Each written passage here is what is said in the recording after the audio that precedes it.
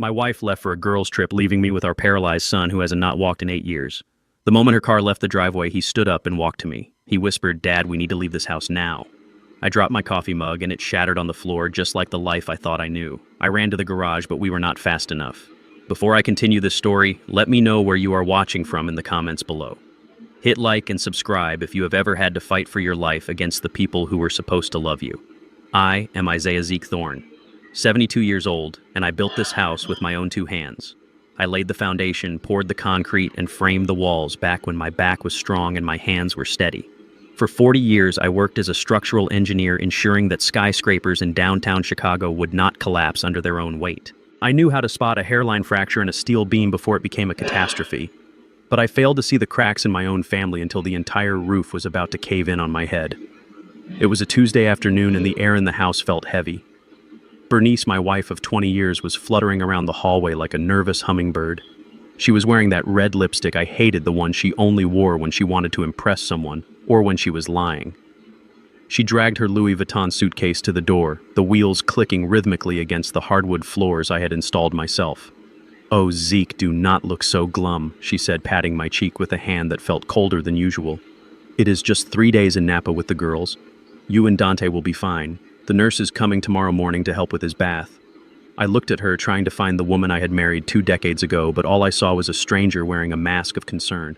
I looked over her shoulder at Dante, my 35-year-old son, sitting in his wheelchair by the window. He was staring blankly at the driveway, his hands resting limp in his lap. Dante had been in that chair for 8 years, ever since a construction accident crushed his spine. Or at least that is what the doctors told us. That is what we lived with. The ramps, the lifts, the endless medical bills that drained my retirement fund. Bernice walked over to Dante and kissed his forehead. "Be a good boy for your father," she said.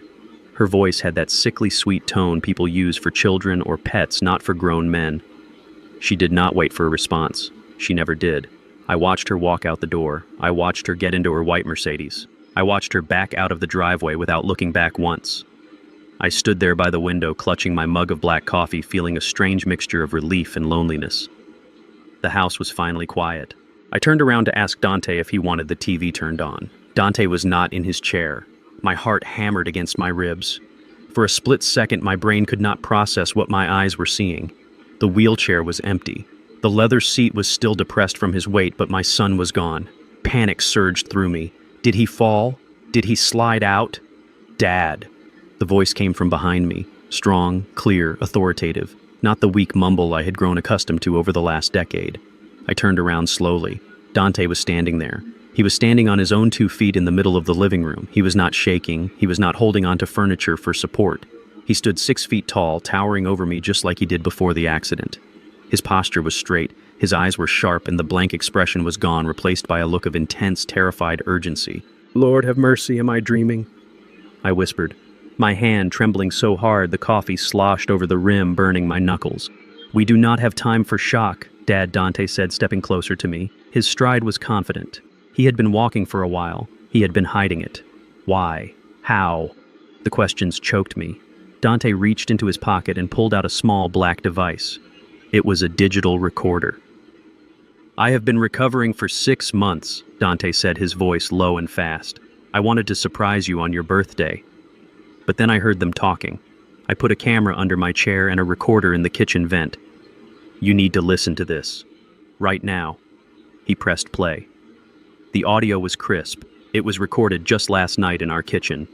I recognized the clinking of wine glasses. Then I heard Bernice's voice. "He is worth more dead, Brad. The life insurance policy pays double for accidental death in the home.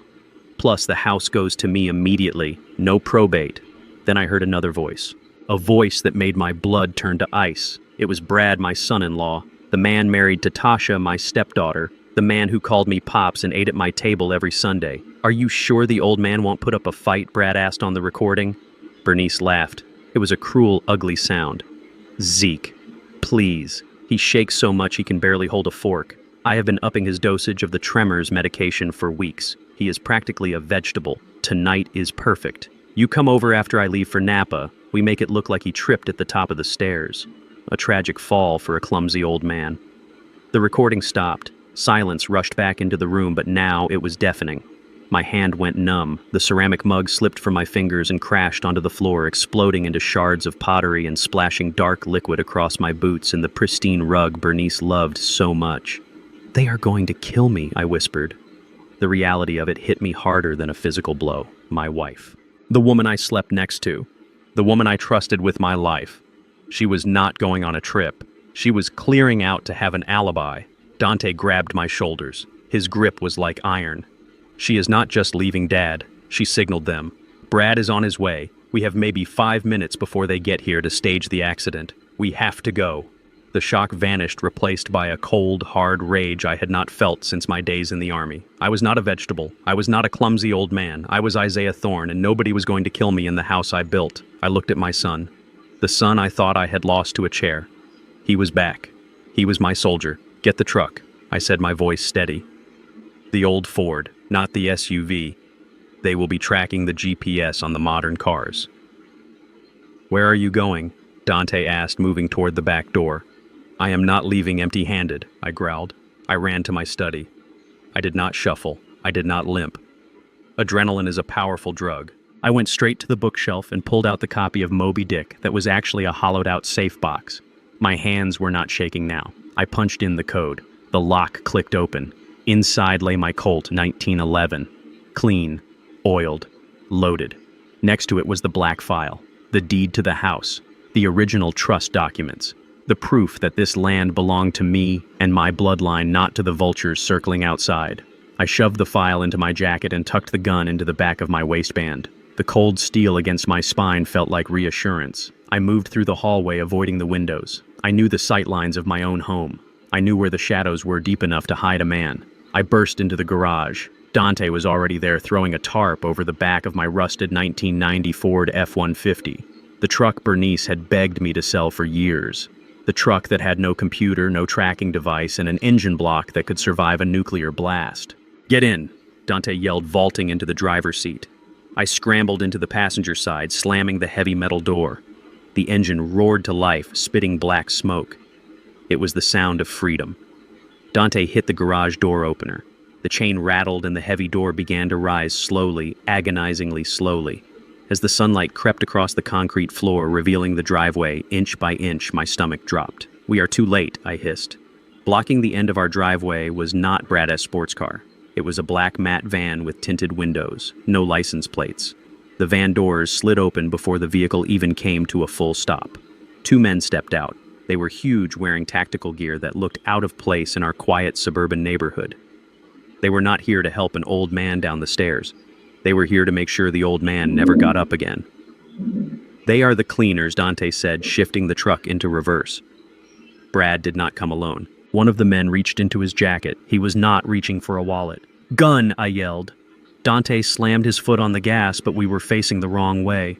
The garage door was still only halfway up. We were trapped in the box I had built to protect my family, and now it was about to become our coffin. "Hang on, Dad," Dante yelled, his eyes locking onto the rearview mirror. He did not aim for the driveway. He aimed for the back wall of the garage. The wall I knew was non-load-bearing but covered in drywall and shelving. Dante floored it. The tires screeched against the smooth concrete, sending up clouds of white smoke. The truck lurched backward, roaring like a wounded beast.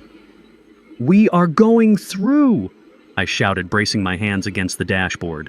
The rear bumper of the truck smashed into the drywall with a deafening crunch. Wood splintered. Tools clattered onto the hood. Dust exploded everywhere, blinding us. But we kept moving. We were breaking out of my own house, destroying the sanctuary to save our lives. As we punched through into the backyard, creating our own exit, I saw the front of the black van smash into the garage door we had just abandoned. "They are inside," Dante screamed, spinning the wheel to navigate across the lawn. "Drive, son," I said, pulling the Colt from my waistband and clicking the safety off. "Just drive." We tore across the manicured grass, leaving deep ruts in the earth I had tended for decades. We were running, but the war had just begun, and they had made one fatal mistake. They thought they were hunting a cripple and a helpless senior citizen. They did not know they had just woken up 2 sleeping lions. Dust and drywall crumbled over the hood of my Ford F-150 as we tore through the back of the garage. The rear tires spun against the wet grass of the lawn before finding traction. I gripped the steering wheel so hard my knuckles turned white. I was not just driving a truck. I was piloting a tank through a war zone. Behind us, the black van had smashed into the reinforced steel garage door I had installed 10 years ago. I knew the specs of that door. It was rated to withstand hurricane force winds. It would hold them, but not for long. "Turn left at the trellis," Dante shouted, pointing toward the narrow gap in the hedges. I yanked the wheel. The truck groaned but obeyed. This was the escape route I had designed when I built this property back in '92.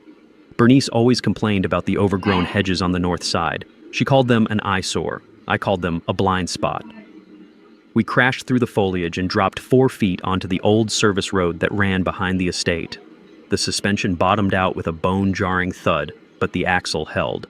Bernice had begged me to sell this truck every month for the last 5 years. She said it was embarrassing. She said it leaked oil on her precious driveway. She wanted me to buy a Tesla something with autopilot and tracking sensors. Now I knew why. You cannot remotely disable a 1990 Ford engine. You cannot track a vehicle that has no computer.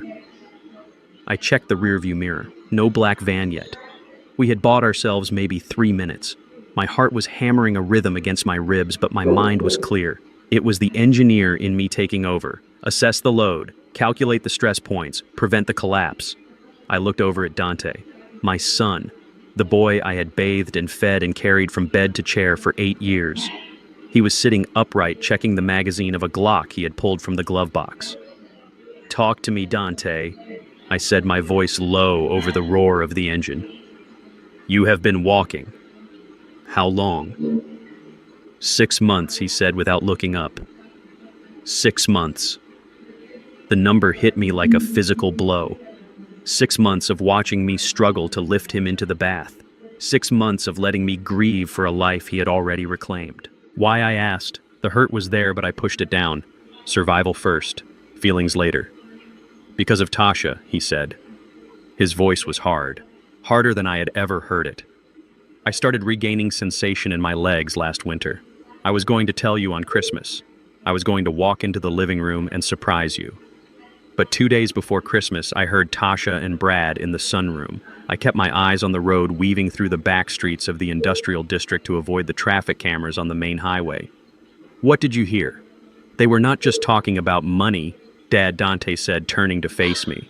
"They were talking about a conservatorship. They had a lawyer drafted up papers claiming you were mentally incompetent. They wanted to put you in a state facility, the kind of place where people go in and never come out. They needed control of your assets, but they could not do it if I was healthy. If I was the capable heir, I would get power of attorney. So I had to stay crippled. I had to be invisible so they would speak freely around me." I swallowed the bile rising in my throat. My stepdaughter, the girl I had paid college tuition for, the girl I walked down the aisle. She did not just want my money, she wanted to erase me. "I am sorry I did not tell you," Dante added softly. "I had to gather evidence. I needed enough to bury them before they buried us." The phone in my jacket pocket began to vibrate. It buzzed against my chest like an angry hornet. I pulled it out. The screen flashed the name. Brad. Dante reached for the phone, but I shook my head. "If I do not answer, they know we are running," I said. "If I answer, I can buy us time." I took a deep breath, letting my shoulders slump. I forced my hand to tremble slightly as I swiped the green button. I had to play the part they wrote for me. The confused, scared old man.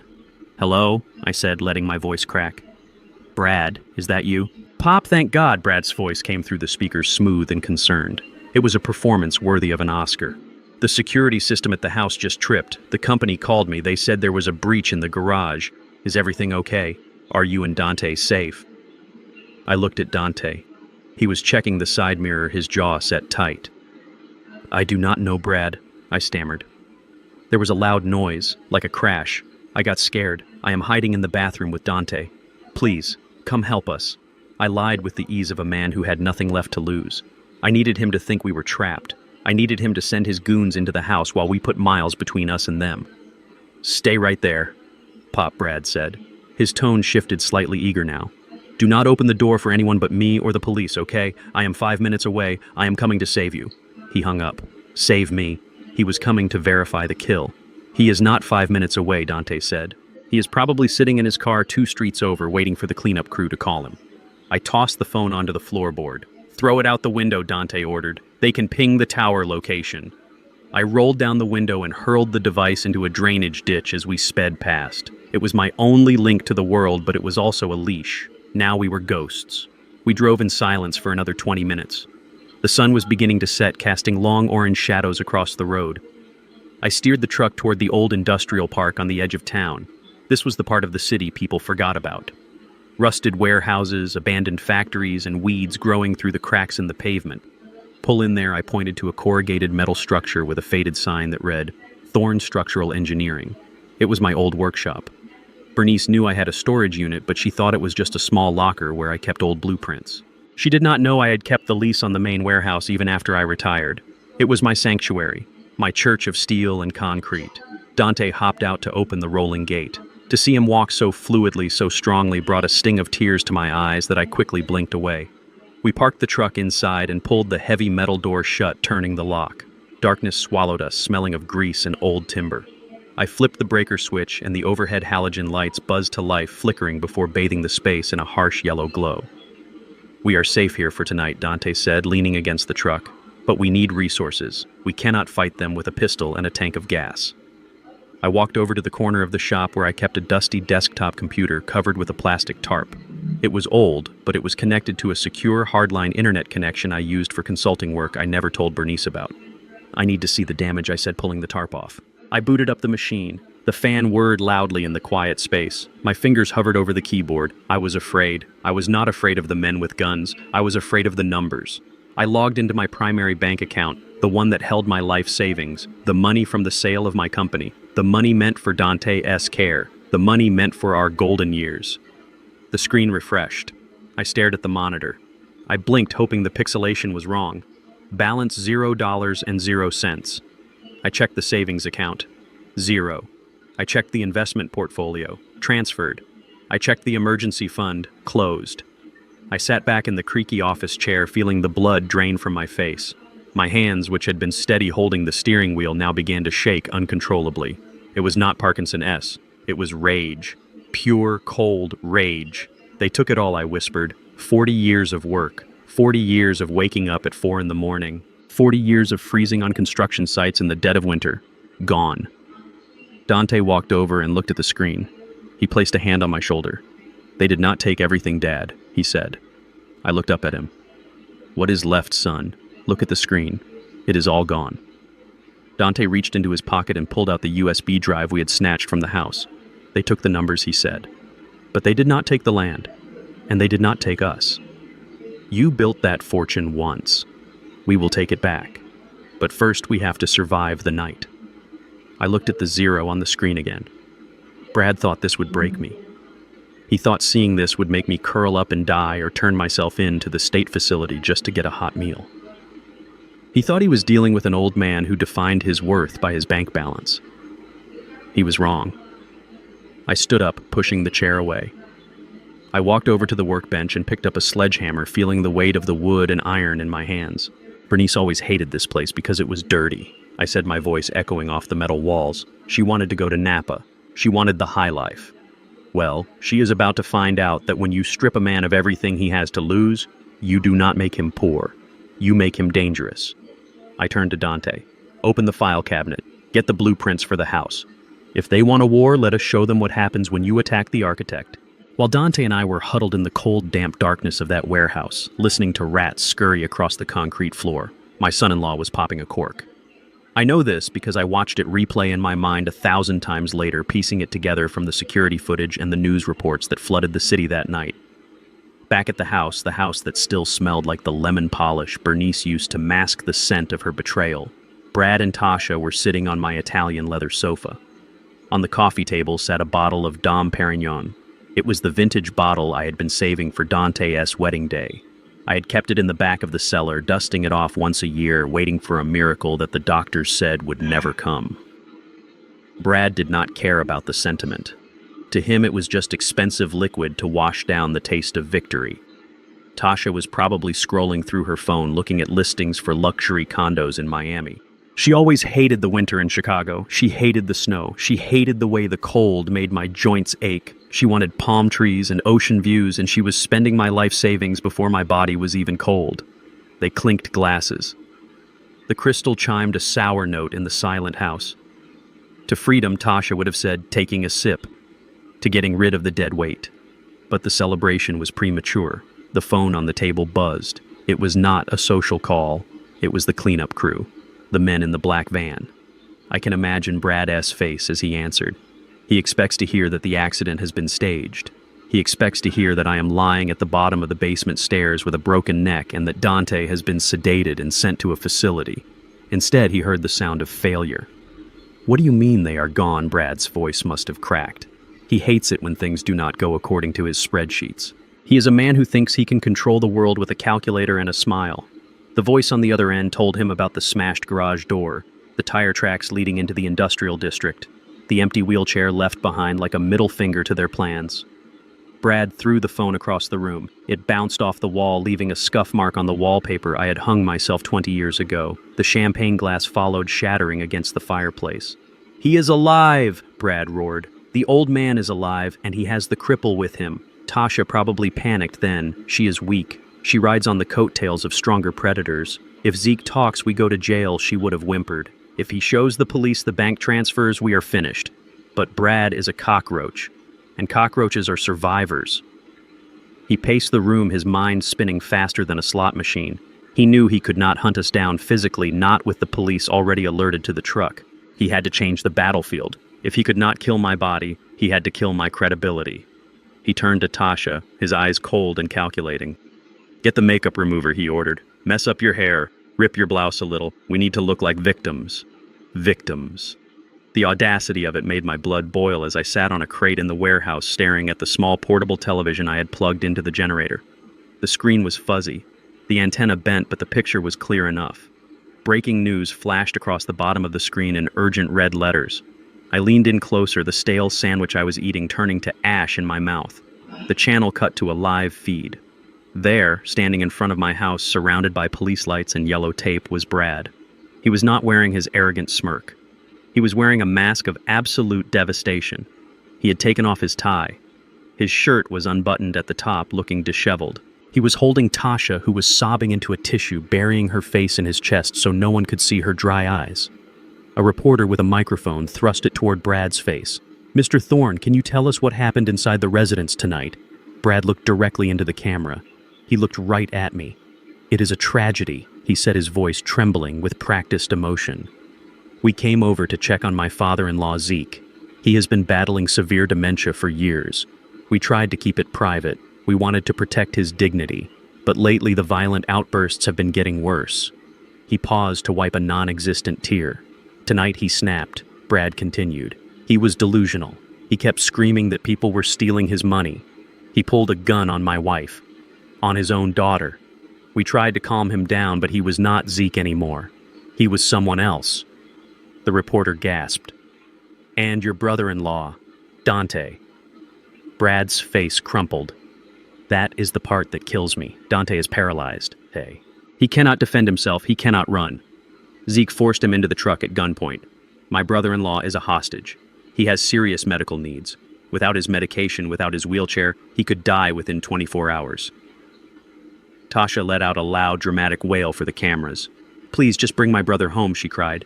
"Dad, if you can hear this, please do not hurt him. We forgive you. We just want Dante back safe."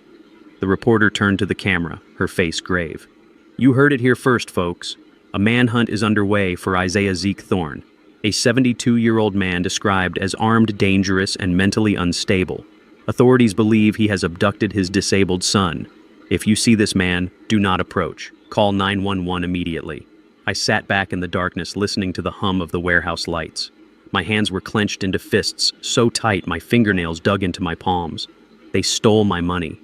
They tried to take my life, and now they were stealing my name. In the eyes of the city, I was not a victim. I was a monster, a senile old lunatic who kidnapped his own crippled son. Dante was sitting next to me on a pile of old drop cloths. He was watching the screen, his jaw set so hard a muscle twitched in his cheek.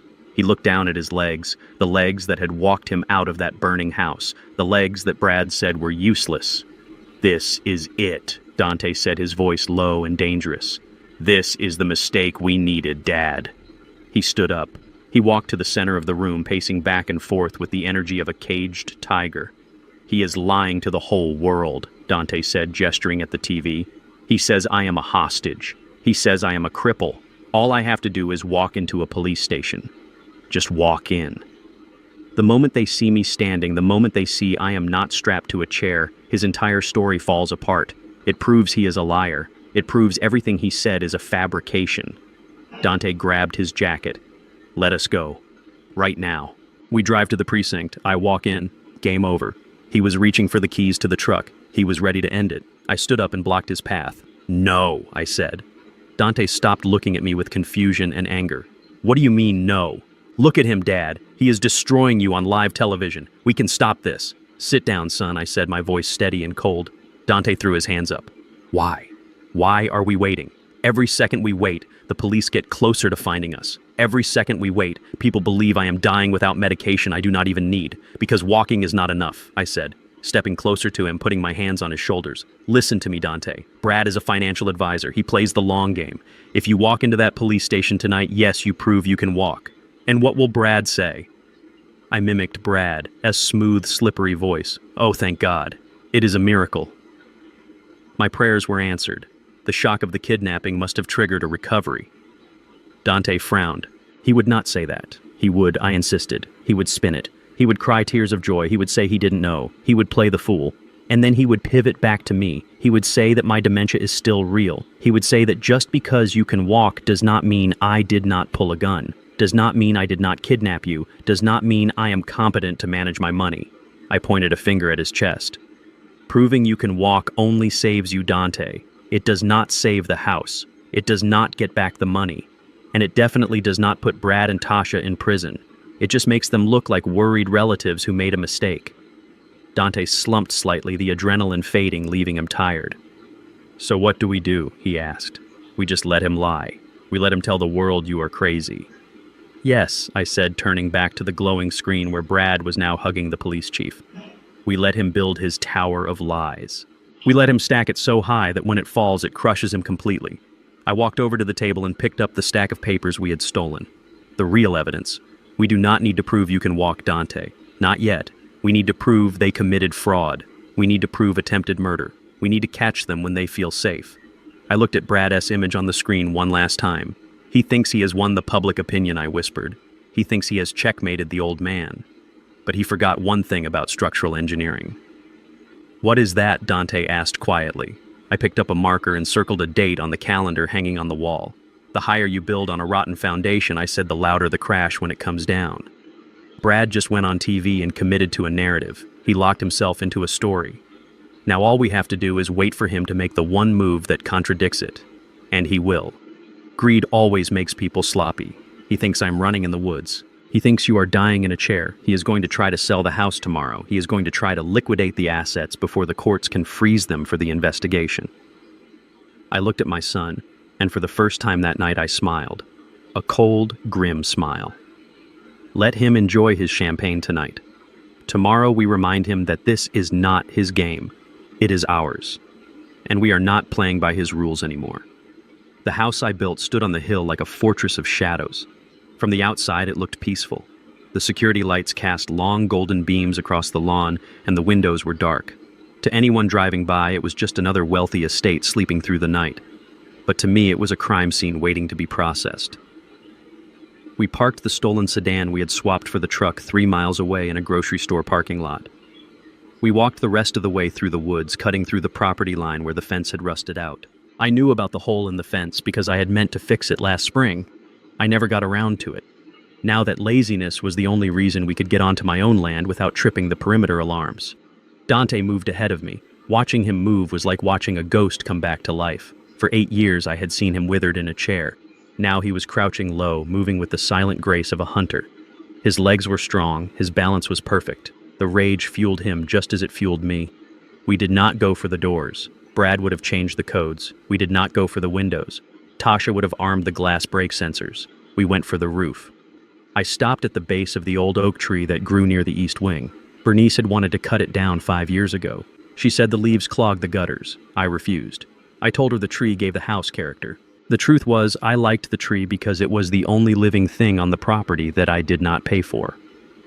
"Give me a boost," Dante whispered. I laced my fingers together and he stepped into my hands, hoisting himself up to the lowest branch. He reached down and pulled me up. My shoulder screamed in protest. I was 72 years old and my joints felt like they were filled with broken glass. But I did not make a sound. I bit my lip until I tasted iron and pulled myself onto the limb. We climbed until we reached the roofline. The shingles were still warm from the day's sun. We crawled on our bellies toward the large industrial exhaust vent near the chimney. When I designed this house 20 years ago, I over-engineered everything. Most residential vents are 12 inches wide. I made mine 24. I wanted maximum airflow. I wanted the house to breathe. I never imagined that one day I would be the one crawling through its lungs. Dante pulled the vent cover loose. I had installed it with a simple latch mechanism, not screws. Another engineer's quirk that saved us time. We slipped inside. The air in the ducts was stale and smelled of dust and the faint metallic tang of copper. It was tight. I had to drag my body forward using my elbows, my knees scraping against the galvanized steel.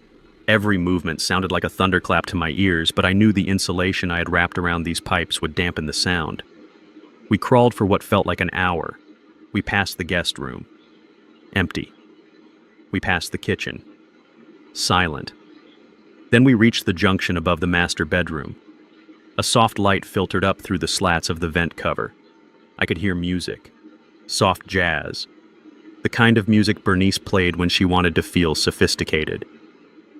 I crept forward until I could look down through the metal grate. My heart, which had been pounding with fear, suddenly stopped and turned into a stone in my chest. Bernice was not in Napa.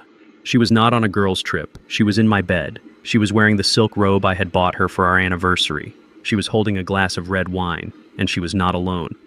Lying next to her on the Egyptian cotton sheets I had paid for was a man. He was young, maybe 30. He had the smooth, sculpted look of a personal trainer or a model. He was running his hand through Bernice's hair, and she was laughing. A sound I had not heard in years. A genuine, happy laugh. I watched as she leaned over and kissed him. It was not a peck. It was hungry, passionate. Dante was beside me. I felt his body tense up. He reached for his gun. I put my hand on his wrist and squeezed. Not yet. We were not here for revenge, not the bloody kind. We were here for the safe. The safe was hidden behind the oil painting of the seascape on the far wall. Inside that steel box was the original prenuptial agreement. Bernice thought I had burned it. She thought the copy in the Lawyer S office was the only one, and she had already bribed him to shred it. She did not know I kept the wet ink original. That document stated clearly that in the event of infidelity, she got nothing. Zero. And next to it was the USB drive, the crypto wallet, the digital key to $5 million I had siphoned off from my business sales before the marriage. Brad knew it existed. He had been tearing the house apart looking for it. We just had to wait for them to sleep. But then they started talking. And what I heard was worse than the sight of them together. So the boy toy asked, taking a sip of my wine, "Is the old man really gone?" Bernice giggled. She traced a finger down his chest. "He is gone, baby. Even if he is not dead, he is never coming back here. Brad has it all under control. The police think he is a dangerous lunatic. Even if he walks through that front door right now, they will tackle him and sedate him before he can say a word." "You are bad," the man laughed.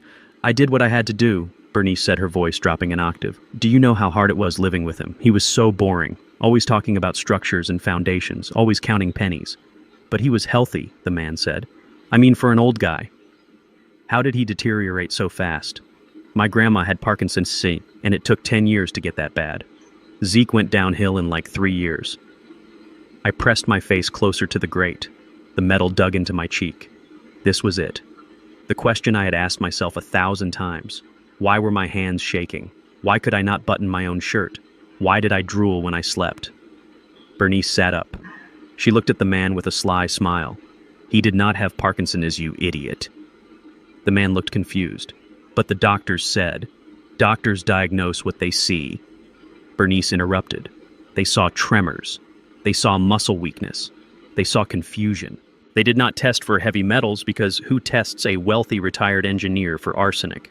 The air in the vent seemed to vanish. I could not breathe. Arsenic. It is tasteless. Bernice continued, proud of herself. It is odorless. I bought it online from a supply company in China. I put a tiny pinch in his special dark roast coffee every single morning, just enough to make the nerves misfire, just enough to make his hands shake so bad he could not sign a check without my help. She laughed again. A cruel, soulless sound. He thanked me for that coffee every day.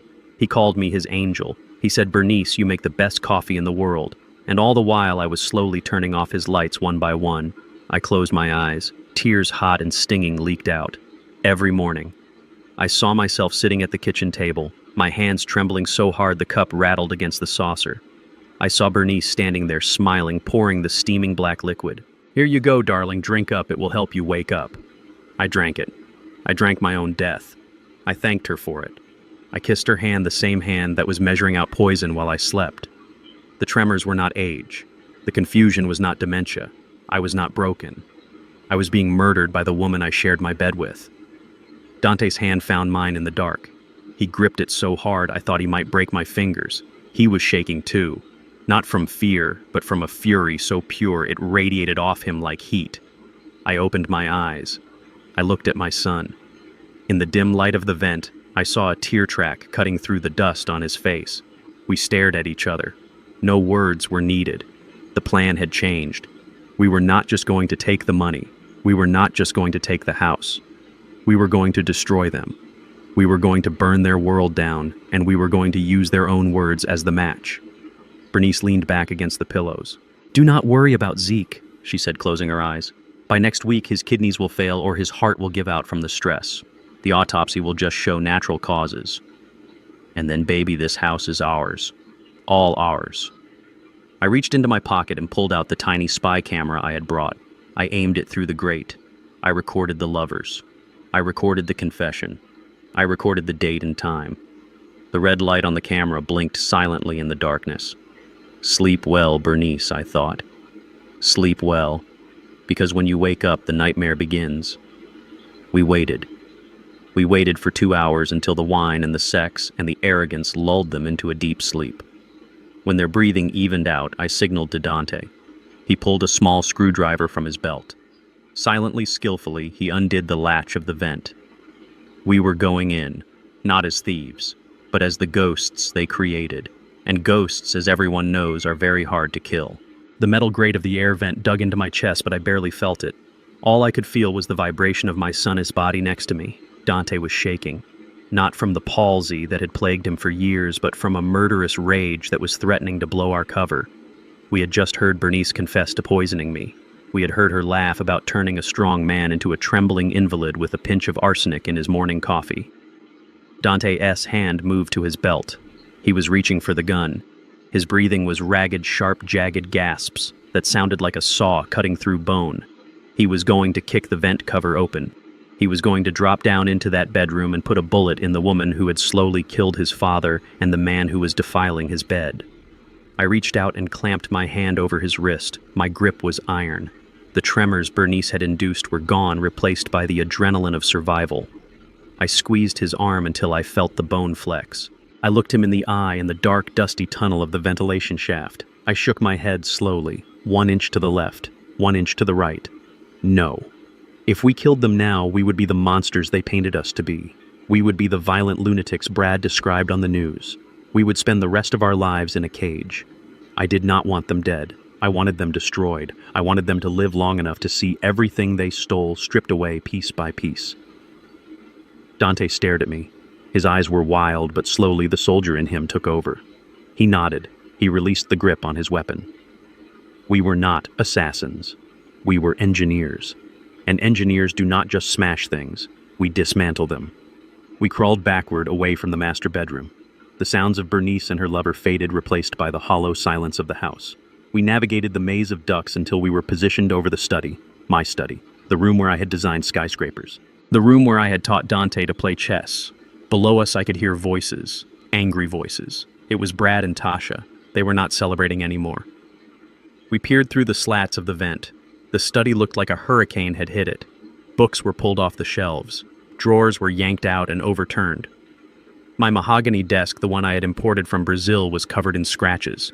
They were looking for the USB drive. They were looking for the crypto keys. "I cannot find it," Brad shouted, kicking a pile of my architectural journals. The old man must have buried it in the yard, or maybe he swallowed it. Who knows with that senile freak?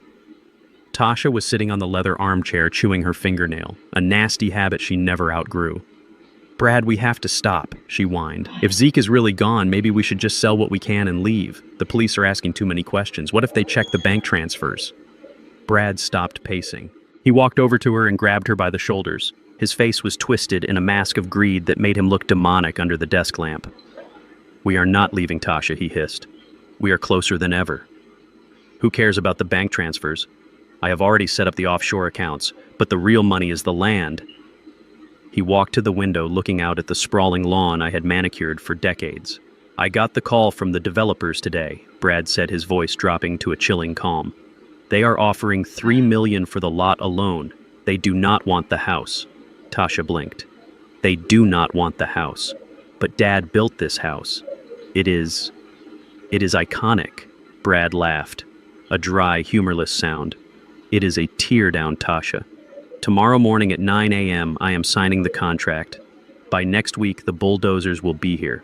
They are going to flatten this place. They are going to crush every brick, every beam, every memory of that old man into dust. Then they are going to build luxury condos." I felt a coldness settle in my gut that had nothing to do with the temperature. They were going to bulldoze it. This house was not just wood and stone. It was the physical manifestation of my life's work. I had laid the foundation with my own hands. I had framed the walls when Dante was just a baby sleeping in a playpen on the subfloor. I had carved my late wife's initials into the main beam in the attic. And Brad was going to wipe it off the face of the earth like it was nothing more than an anthill. Brad turned back to Tasha. "The old man, dead or alive, does not matter. Once the ink is dry on that contract, the house is gone. And if Zeke shows up, then well, he will just be a trespasser on a construction site. Accidents happen on construction sites all the time." He grabbed a bottle of scotch from my shelf, poured a drink, and downed it in one gulp. "Go to sleep, Tasha. Big day tomorrow. We are selling the kingdom." They left the room, switching off the lights, leaving the study in darkness. I waited 5 full minutes. I counted every second in my head. Then I signaled to Dante. We popped the vent cover. I lowered myself down first, hanging by my fingertips before dropping silently onto the carpet.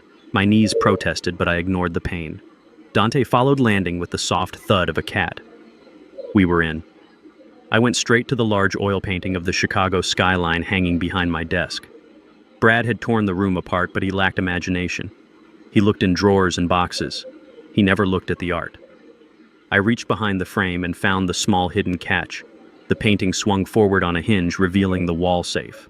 Brad had tried to drill it. I could see the scratch marks on the dial. But this was a custom job, titanium plate. You could not drill it. You needed the combination. And the combination was the date I laid the first brick of this house, a date only I knew. I spun the dial. Left, right, left, click.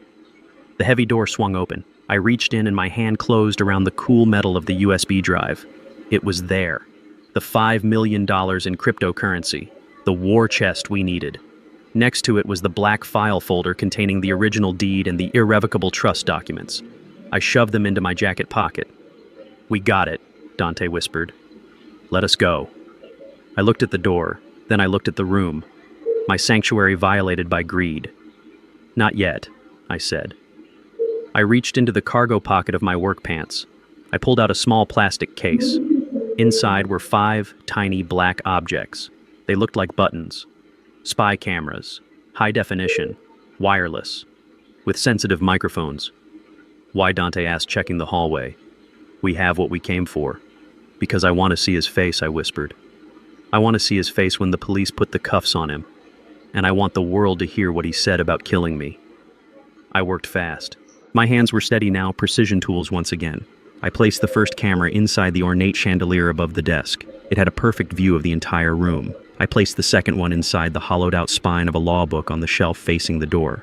I moved to the power outlet near the floor. I unscrewed the faceplate and tucked a listening device inside, wiring it directly to the house's power so it would never run out of battery. I placed 2 more in the hallway, hidden in the smoke detectors. I was not just bugging a room, I was setting a stage. Tomorrow, when Brad signed that contract, he would be the star of his own reality show. A show that would end with a prison sentence. Done, I said, snapping the last faceplate back on. We moved to the window. It was easier to go out the ground floor than to climb back into the roof. I disabled the alarm sensor on the sash using a magnet, a trick I learned from a locksmith years ago. We slipped out into the cool night air. The grass was wet with dew, soaking my boots. We stayed low, hugging the shadows of the hedges, moving toward the breach in the fence where we had entered. We were 50 yards from the property line when the world exploded in blue and red light. A police cruiser was rolling slowly down the street, its spotlight sweeping the trees. It was not looking for speeders. It was looking for a fugitive. "Get down," Dante hissed, tackling me into the dirt behind a row of garbage cans. The cruiser stopped. The spotlight beam cut through the darkness, missing us by inches. I could hear the radio chatter. Suspicious vehicle reported near the north perimeter, checking it out. They were looking for our rental car. They had found it. We were cut off. "We cannot make it to the woods," Dante whispered. "They will see us crossing the open field." I looked around. We were trapped in the service alley behind the neighbor S house. There was nowhere to hide, except one place. The large industrial dumpster behind the neighbor S renovation project. It was overflowing with trash-rotting drywall and bags of household waste. "In there," I said, pointing. Dante looked at me with disgust. "Dad, seriously. Live in trash or die in cuffs," I said. "Your choice." We scrambled up the side of the dumpster and dropped in. The smell hit me like a physical punch. Rotting food, dirty diapers, stagnant water. I sank down into a pile of wet insulation, pulling a black garbage bag over my head. Dante crouched next to me, pulling a piece of plywood over himself. We lay there in the filth, in the absolute darkness, breathing through our mouths to keep from retching. The police cruiser rolled closer. I could hear the gravel crunching under its tires. The spotlight swept over the dumpster. I saw the beam of light cut through the cracks in the metal container, illuminating the dust motes dancing in the foul air. I held my breath. My heart was hammering against my ribs so hard I was sure the cop could hear it. I was Isaiah Thorne. I was a structural engineer. I was a millionaire. I had built a legacy. And now I was lying in a dumpster covered in slime, hiding from the very system I had paid taxes to support for 50 years. But as I lay there smelling the stench of decay, I felt a strange sense of clarity. Let them think I am trash. Let them think I am discarded. Because tomorrow the trash was going to rise up, and it was going to burn their whole world down.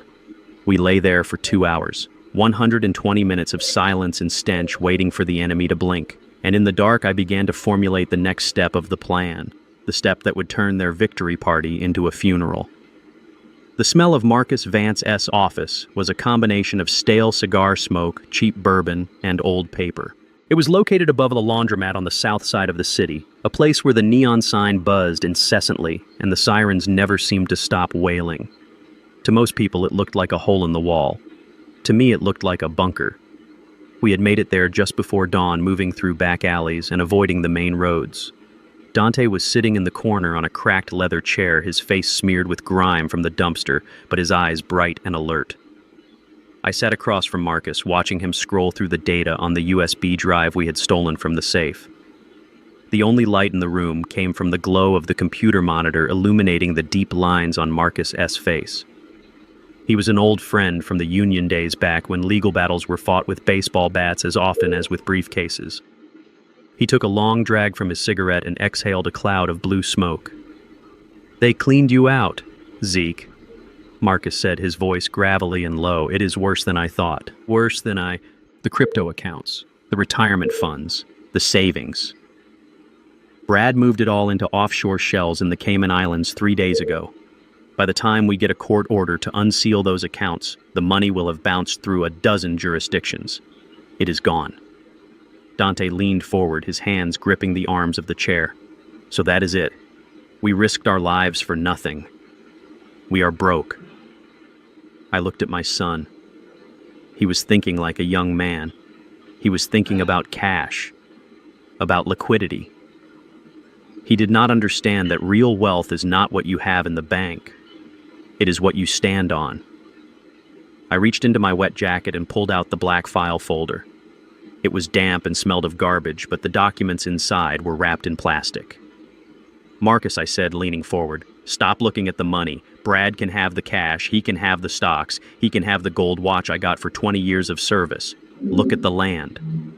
Marcus frowned, tapping a few keys on his keyboard. "What land, Zeke?" "Brad is selling the house tomorrow. He has the power of attorney. He has the deed. No, I said, a small, cold smile touching my lips. He has a deed. He does not have the deed. I tossed the black folder onto the cluttered desk. It landed with a heavy thud. Marcus opened it. He scanned the first page, then he stopped. He adjusted his glasses and leaned closer. He flipped to the second page, then the third. He looked up at me, and for the first time in 20 years, I saw genuine shock on his face. "You old fox," he whispered. "The Phoenix Trust." Dante looked between us, confused. "What is the Phoenix Trust?" I turned to my son. 5 years ago, when I had my first tremor, Bernice told me it was just stress.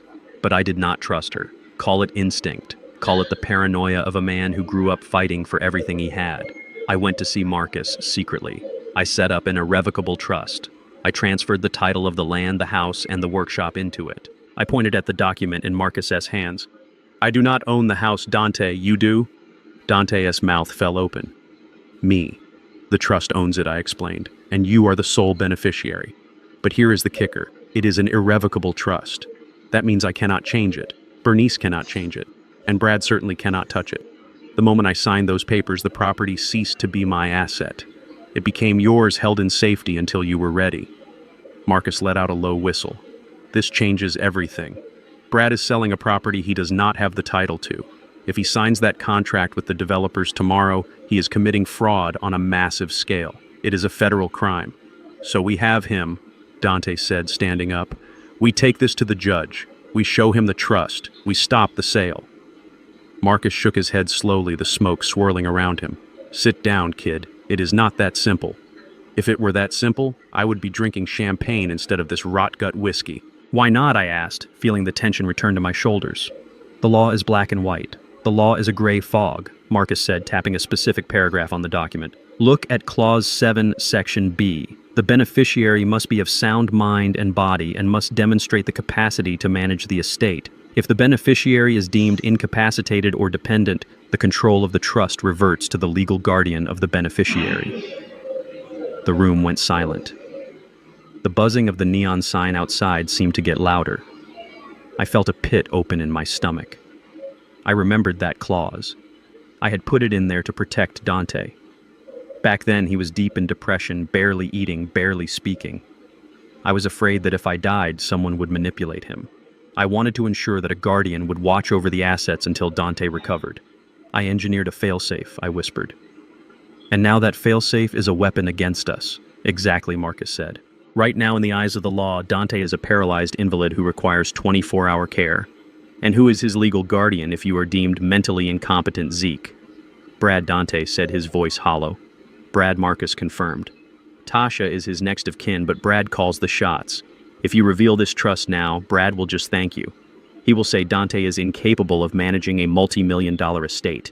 He will step in as the trustee guardian. He will sell the land on Dante's behalf, claiming it is for his medical care. He will take the money, and he will legally be allowed to do it. So we are trapped," I said, slamming my hand on the desk.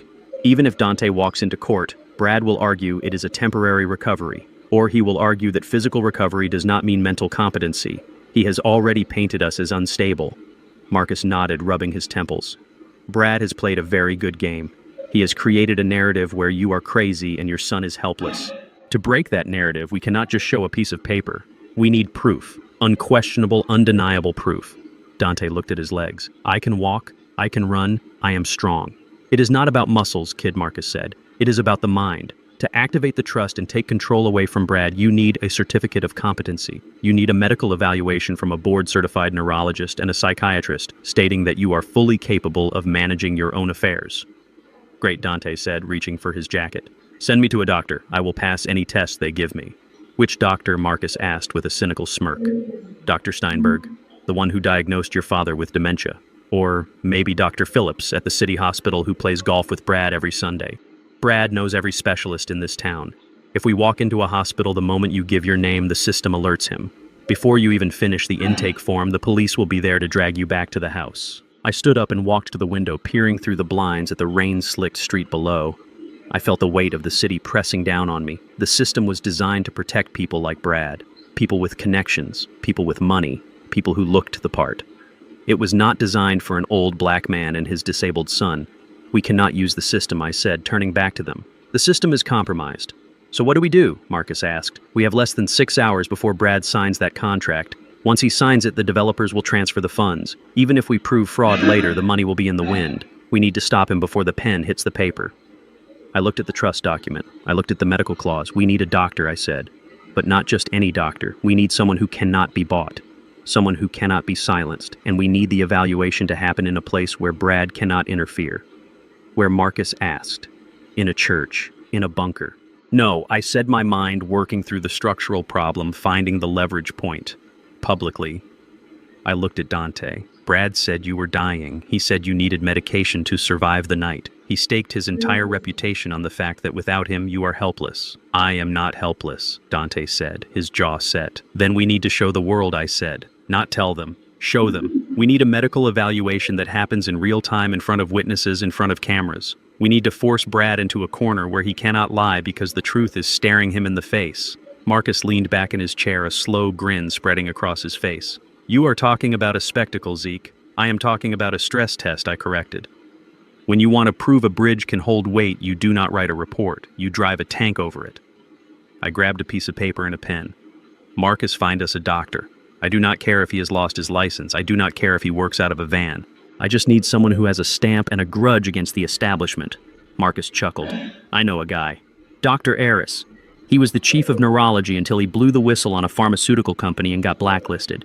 He drives a cab now. He hates the system more than you do. Call him, I ordered. Tell him to meet us. Where? Dante asked. I looked at the clock on the wall. It was 5 a.m. The sun would be up soon. The city was waking up. There is only one place where Brad will feel safe, I said. One place where he thinks he is the king. The signing ceremony, Dante realized. Exactly, I said. He is holding a press conference at the house at 9 a.m. to announce the sale. He wants to show off. He wants the developers to see him as a big shot. He invited the press. I picked up the black file folder and tucked it back into my jacket. We are going to crash the party. But we are not going in through the back door this time. We are walking in through the front. And we are bringing the doctor with us. But first, I said, looking at Dante's dirty clothes and my own grime-streaked face, we need to look the part. If we walk in looking like fugitives, they will treat us like fugitives. If we walk in looking like owners, they will hesitate. And that hesitation is all the time we need. Dante stood up straighter. He brushed the dust off his jacket. Let us go get my inheritance, Dad. I nodded. The fear was gone. The exhaustion was gone. All that was left was the cold, hard geometry of the plan. Brad had built a house of cards. We were about to open the window. The sun had not even fully risen over the horizon, but the circus was already in town. From the cracked window of the taxi Dr. Aris was driving, I watched the scene unfold on the live stream playing on my phone. It was happening right there on my front lawn. The lawn I had mowed every Saturday for 20 years. The lawn where I had taught Dante to throw a baseball before the world took his legs. Now it was a stage for the greatest performance of Brad's life. He had organized a prayer vigil, that is what the banner said. Pray for Zeke and Dante. It was strung up between two oak trees, the letters painted in somber black. But it was not a vigil. It was a press conference disguised as a church service. There were candles flickering in the morning light which looked ridiculous. There were neighbors, people I had known for decades, standing around looking somber. And in the center of it all was Brad wearing a black suit that cost more than my first car, holding a microphone like he was a preacher at a revival. We are broken, Brad said to the crowd, his voice cracking perfectly on cue. We are a family torn apart by mental illness. My father-in-law, Zeke Thorne, is a good man, or at least he was. But the man roaming these streets today is not Zeke. He is a shell, a dangerous, confused shell who has taken my disabled brother-in-law hostage. I watched Dante sitting next to me in the back seat of the cab. He was watching the same stream. His fists were clenched so tight his knuckles were white. He is terrified, Dante whispered. Look at his eyes, Dad. He keeps looking at the driveway. He is not praying. He is waiting for the police to haul our bodies in. Brad continued his sermon. He looked directly into the news cameras. There were 5 of them. He had invited every network in the city. I have a message for the police, Brad said, wiping a fake tear. If you see Zeke, do not hesitate. He is armed. He is paranoid. He has stated he will not be taken alive. Please prioritize the safety of the hostage. Do whatever is necessary to stop him. I felt a chill run down my spine. Do whatever is necessary. That was code. That was a direct order given on national television. He was giving the police permission to shoot a 72-year-old black man on sight. He was painting a target on my chest and calling it compassion.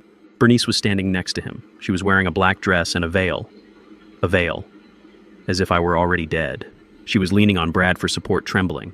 The audience saw a grieving wife. I saw a woman terrified that her check was about to bounce. I looked at the burner phone in my hand. It was a cheap prepaid model Marcus had bought at a gas station. It was untraceable. "It is time," I said to Marcus, who was sitting in the front passenger seat. Marcus nodded. He handed me the memory card reader. I did not send the video to the network broadcasting Brad S. speech. That would be too easy. They were Brad S. friends. They would bury it. I chose Channel 8, the rival station, the one that hated Brad S. firm because he refused to buy ad space with them. They were hungry. They were vicious. And they were live on the scene too, standing at the back of the crowd. I attached the file. It was a short clip, just 30 seconds. It was from the night before. The footage from the camera I had hidden in the chandelier. It showed Bernice sitting on the sofa holding a glass of wine. Brad was pacing. "I hope the old fool freezes out there," Bernice's voice rang out clear and sharp on the video. "It would save us the cost of a nursing home. Maybe he will do us a favor and fall into a ravine." And then Brad's voice. "Forget him. Once I sign the papers tomorrow, the bulldozers will bury any evidence he ever lived here." I hit send. We sat in the taxi parked 3 blocks away and waited. It takes time for a bomb to detonate. First there is the silence, then the spark, then the fire. On the screen I saw a producer from Channel 8 touch her earpiece. Her eyes went wide. She looked down at her tablet. Then she signaled to her reporter. The reporter, a young woman with sharp eyes, pushed her way to the front of the crowd. She did not wait for the prayer to finish. "Mr. Thorne, Mrs. Thorne," she shouted, her voice cutting through Brad S. monologue. "We have just received a video sent anonymously to our newsroom. It appears to be dated from last night inside your home." Brad froze. The mask slipped for a fraction of a second. I saw the panic. The real panic. In this video, the reporter continued holding up her tablet for the other cameras to see Mrs. Thorne is heard wishing death upon her husband. "And you, Mr. Thorne, are heard discussing destroying evidence. Care to comment?" A murmur rippled through the crowd. The neighbors stopped praying. The other reporters smelled blood. They swarmed forward, microphones thrust out like spears. Bernice looked like she was going to faint, and this time it was not an act. She grabbed Brad S.'s arm, digging her nails into his suit jacket. Brad snatched the microphone back. His face was red, not with grief, but with fury. "That is a lie," he shouted over the noise. "That is fake." He turned to Bernice, gripping her shoulder hard enough to bruise. "Tell them, Bernice. Tell them it is not real." Bernice stepped up to the mic. She was shaking. She looked into the camera, and I saw the terror in her eyes. She was not afraid of me. She was afraid of the man standing next to her. "It is AI," she stammered. Her voice was thin, reedy. "It is a deep fake. Someone is using technology to hurt us. My husband and I never said those things. We love Zeke. We are victims of cyber terrorism." Brad jumped back in, seizing the narrative. "You see," he bellowed, pointing a finger at the camera. "This is exactly what I mean. Zeke was an engineer. He knows computers. He has access to technology. He is taunting us. He is using deepfake software to frame us while he drags my crippled brother-in-law through the woods. This is sick. This is proof of his insanity." I watched as the crowd swayed. They were confused. Deepfakes were scary. They were plausible. Brad was good. He was very good. He had taken a smoking gun and turned it into a water pistol. The reporters lowered their microphones slightly. They were unsure. Dante hit the back of the seat. He spun it. He hissed. He spun it right back around. Now he looks like the victim of a tech-savvy madman. I sat back in the seat watching the screen. I was not angry. I was impressed. A structural engineer appreciates a good support system even if it is built on lies. Brad had braced the collapse, but he had made a mistake. He claimed I was in the woods. He claimed I was using a computer to make fake videos from a hideout. He claimed I was a ghost haunting him from the shadows. "He is doubling down," I said quietly. "He is committing to the lie that I am far away, that I am hiding." Dr. Aris turned around from the driver's seat. He had a grim smile on his face.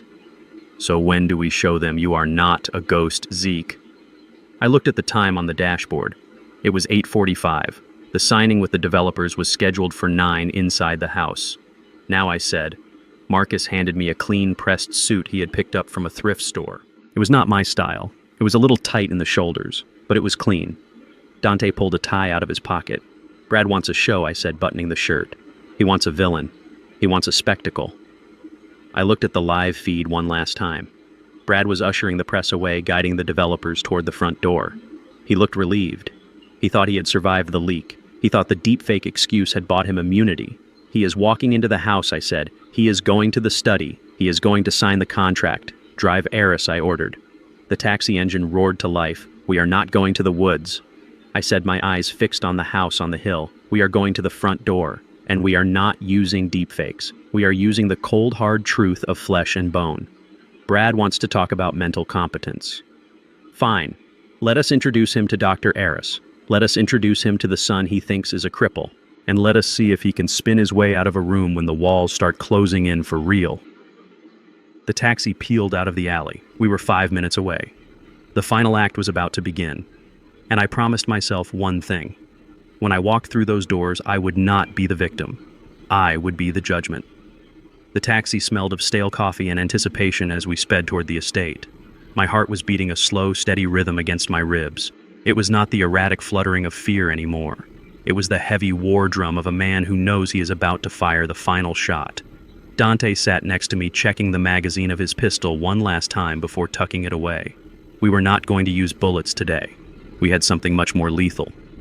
My burner phone buzzed in my hand. It was a notification from my cloud account. The account linked to the old cell phone number I had abandoned in the drainage ditch the night before. "You have one new voicemail," the automated voice said.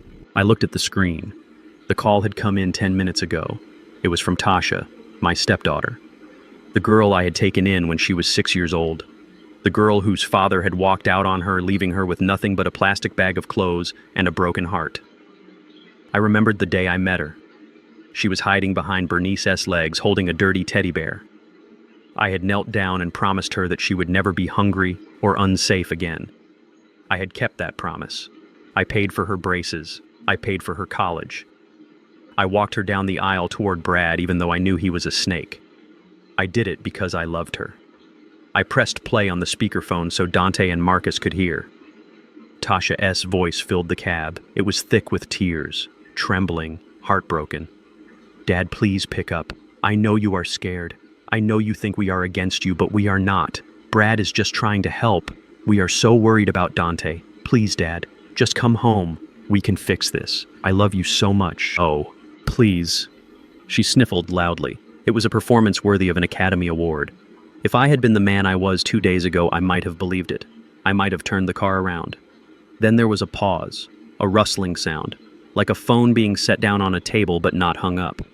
Tasha thought she had ended the call. She did not know that the end call button on my old phone was sticky. It often required a second press. The sobbing stopped instantly. The silence stretched for 3 seconds, and then her voice came back. But it was not the voice of my daughter. It was the voice of a stranger. "God, he is so stubborn. Why won't he just die already?" I heard the sound of glass hitting a coaster. "He is ruining everything." Tasha continued, her voice dripping with venom. "If he does not show up to sign the papers or get declared dead by noon, the investors are going to pull out. I need that money, Brad. I have already put a deposit on the penthouse in Miami." Then I heard Brad's voice in the background. "Relax, babe. The police will find him. And when they do, they will shoot first and ask questions later. Just keep leaving voicemails. We need a record of you being the concerned daughter for the probate court." Tasha laughed. A cold, sharp sound. "I hope he is suffering out there. I hope he is cold. After all the years I had to pretend to listen to his boring stories about bridges and foundations, I deserve every penny. Just die, old man. Just die and set me free." The recording ended. The silence in the taxi was heavy enough to crush a man. I looked out the window at the passing city. I did not cry. I had shed my last tear for Tasha in the ventilation shaft the night before. When a beam is rotten, you do not try to paint over it. You cut it out. Dante looked at me, his eyes full of sorrow. "Dad, I am so sorry." "Do not be," I said, my voice flat. She made her choice. Now I make mine. I looked at the file on the phone. I could send this to the police, but Brad owned the police chief. I could send it to the news, but Brad had already spun the deepfake narrative. They would just say, "I used AI to create this voicemail too." No. I needed a different kind of weapon. I needed someone who hated them as much as I did. Someone who had nothing to lose. I thought about Michael, Tasha's ex-husband, a good man, a mechanic who worked hard and loved his 2 children. Tasha had divorced him 3 years ago when she met Brad. With Brad's money and connections, they had destroyed Michael in court. They painted him as unfit. They took full custody of my grandchildren and limited Michael to supervised visits once a month. I knew it killed him. I knew he was fighting a losing battle to see his kids. And I knew he was currently in a legal hearing trying to get an emergency custody order because of the manhunt news. I scrolled through my contacts. Michael Mechanic. I attached the audio file. I added a short text message. She is not grieving Michael. She is celebrating. And she is in the house right now drinking champagne while your kids are upstairs with a nanny. Go get your children. I hit send. I tapped the screen on the tablet Marcus was holding. I pulled up the live feed from the camera I had installed in the chandelier the night before. The house was chaotic. Brad was pacing in the foyer, checking his watch. The investors were due to arrive in 20 minutes. Tasha was touching up her makeup in the hall mirror, checking her reflection for signs of stress. Then the doorbell rang. It was not a polite ring. It was a long, angry press. Brad frowned. He smoothed his suit jacket and walked to the door. He probably thought it was the first investor arriving early. He opened the door. Michael stood there. He was wearing his grease-stained work clothes. He looked like a storm cloud in human form. "Where are they?" Michael roared, pushing past Brad into the hallway. Brad stumbled back, surprised. "Excuse me. You cannot be here. This is private property. Get out before I call the cops." Michael held up his phone, playing the recording of Tasha wishing for my death. The sound echoed off the marble walls of the foyer. "You are a monster," Michael screamed, spotting Tasha. "You are telling the court my kids are unsafe with me while you are wishing death on your own father. I am taking them. I am taking them now." Tasha turned pale. She dropped her compact mirror. It shattered on the floor. "You cannot take them!" she shrieked. "Brad, do something! He is trespassing!" Brad stepped between Michael and the stairs. He was desperate. The investors were coming. He could not have a domestic dispute in the middle of his signing ceremony. "Michael, listen to me," Brad said, holding up his hands. "You are upset. We can talk about this later. Here, take $500. Go get a drink." Michael slapped the money out of Brad's hand. "I do not want your dirty money. I want my kids." He tried to step around Brad, and that was when Brad snapped. The pressure of the last 24 hours, the failed murder plot, the missing body, the media circus, it all boiled over. Brad did not act like a financial advisor. He acted like a thug. He drew back his fist and punched Michael square in the jaw. It was a vicious blow. Michael stumbled back, crashing into the side table. A vase I had bought in Paris fell and smashed. "Get out of my house, you loser!" Brad screamed, his face purple with rage. "I own this town. I own the judge. I own the police. You are nothing." He kicked Michael while he was down. I watched it all on the tablet screen in the taxi. The camera in the chandelier captured every frame in high definition. The assault, the threat, the confession of corruption, and Tasha. Instead of helping her ex-husband, she started screaming at Brad. "You idiot," she yelled. "The investors will see the bruise. Why did you hit him? You are ruining everything." "I did this for you," Brad shouted back, turning on her. "You are the one who left the voicemail. You are the one who could not hang up a phone properly. This is your fault." "Shut up," Tasha screamed. "It is your fault for not killing Zeke when you had the chance. You said the cleaners would take care of it. You said he would be dead by now. The camera recorded that too." Michael scrambled to his feet, blood trickling from his lip. He looked at them both with pure disgust. He did not fight back. He did not need to. He saw the madness in their eyes. He backed out the door, pointing a shaking finger at them. "I am calling the police," he said. "And this time, Brad, they are not going to work for you." Michael ran down the driveway. Inside the house, the alliance was fracturing. Brad was hyperventilating, pacing in circles. Tasha was crying, rubbing her temples. "He is going to call the cops," Tasha sobbed. "They will be here during the signing." "Fix it," Brad yelled at her. "Go upstairs and clean yourself up. Put on a smile." If the investors asked, Michael was a drunk intruder. We defended ourselves. He grabbed a bottle of cleaning spray and started frantically wiping Michael's blood off the floor. I watched them turn on each other. The trust was gone. The unity was gone. They were just two rats in a sinking ship snapping at each other as the water rose.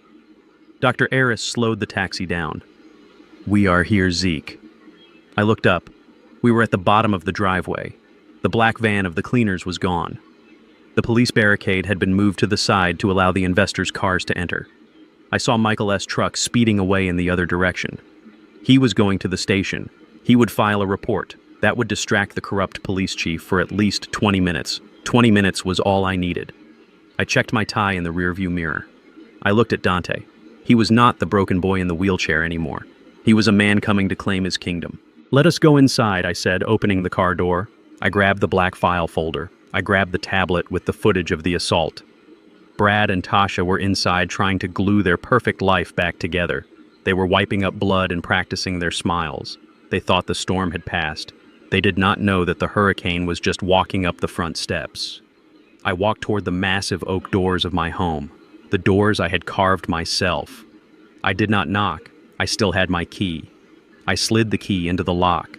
It turned with a smooth, satisfying click, the sound of Judgment Day. The screen on the tablet flickered with the grainy green hue of night vision, but the image was sharp enough to break my heart. We were parked 3 blocks away in the shadow of an old oak tree, watching the interior of the home I had built with my own hands. My study, the sanctuary where I had drafted blueprints for skyscrapers and planned my son's future, had been turned into a crime scene. Brad was pacing back and forth in front of my mahogany desk. He looked like a cornered animal. The arrogance was gone, replaced by the frantic energy of a man who knows the walls are closing in. The incident with Michael and the police report had rattled him. He knew he was running out of time. He needed to liquidate the asset before the sun came up and the courts opened. Sitting in my leather chair was a man I did not recognize. He was thin, with pale skin and long fingers that moved with the precision of a surgeon. He had a magnifying glass in one eye and an array of fountain pens spread out on the blotter. This was the forger. Tasha was standing by the window, peering through the curtains as if she expected the FBI to rappel down the chimney. She held a glass of scotch, my scotch, in a hand that trembled slightly. "Are you sure about this, Brad?" she asked, her voice tinny through the microphone I had hidden in the power outlet. "If the bank verifies the signature and it does not match, we go to prison for 20 years. This is federal fraud." Brad stopped pacing and slammed his hands down on the desk. "The bank is not going to verify it, Tasha, because we are not using a bank." He gestured to the open laptop on the desk. "I found a buyer, a private equity group out of Russia. They do not care about title insurance. They do not care about probate court. They have $50 million of dirty cash they need to wash, and real estate is the best laundry machine in the world. They are buying the property for cash at 60 cents on the dollar." Tasha gasped. 60 cents. "That is robbery. The house is worth double that. It is worth 0 if Zeke shows up," Brad snapped. "It is worth 0 if the police freeze the assets. These Russians will wire the money the second I hand them the deed with the old man's signature on it. They get a cheap asset, we get $3 million in an offshore account, and we disappear to Brazil before anyone realizes what happened." I watched from the darkness of the car, feeling a cold knot of rage tighten in my stomach. They were not just stealing my home. They were selling it to criminals. They were laundering money through the legacy I intended to leave for my son. The man in the chair cleared his throat. It was a dry, dusty sound. "I need silence," he said. His voice was soft but commanding. Brad shut his mouth instantly. The forger picked up a piece of paper. It was a letter I had written to Tasha for her graduation 10 years ago. Brad must have dug it out of her keepsake box. The man studied my handwriting. He studied the loop of the Z in Zeke. He studied the heavy pressure I put on the downstroke of the T in Thorn. He dipped a vintage fountain pen into a bottle of black ink. "You said he had a tremor," the forger asked, not looking up. Brad shook his head. "No. We are backdating this deed to 3 years ago, before the diagnosis. It needs to look like the signature of a strong, healthy man. We are claiming he transferred the property to the trust before he got sick." The forger nodded. He lowered the pen to the paper. I held my breath. I watched a stranger's hand mimic the movements I had made thousands of times. I watched him steal my name. He moved the pen with a fluid, graceful rhythm. Scratch, scratch, swoosh. He lifted the pen and held the paper up to the light. Brad leaned in, his eyes wide with greed. "It is perfect," the forger said, sliding the paper across the desk. Brad snatched it up. He pulled out his own magnifying glass. He compared it to the original letter. A slow, twisted smile spread across his face. "My God," Brad whispered. "It is better than the real thing. It even has the hesitation on the R that he always does." That hesitation was because I broke my wrist on a construction site in 1985.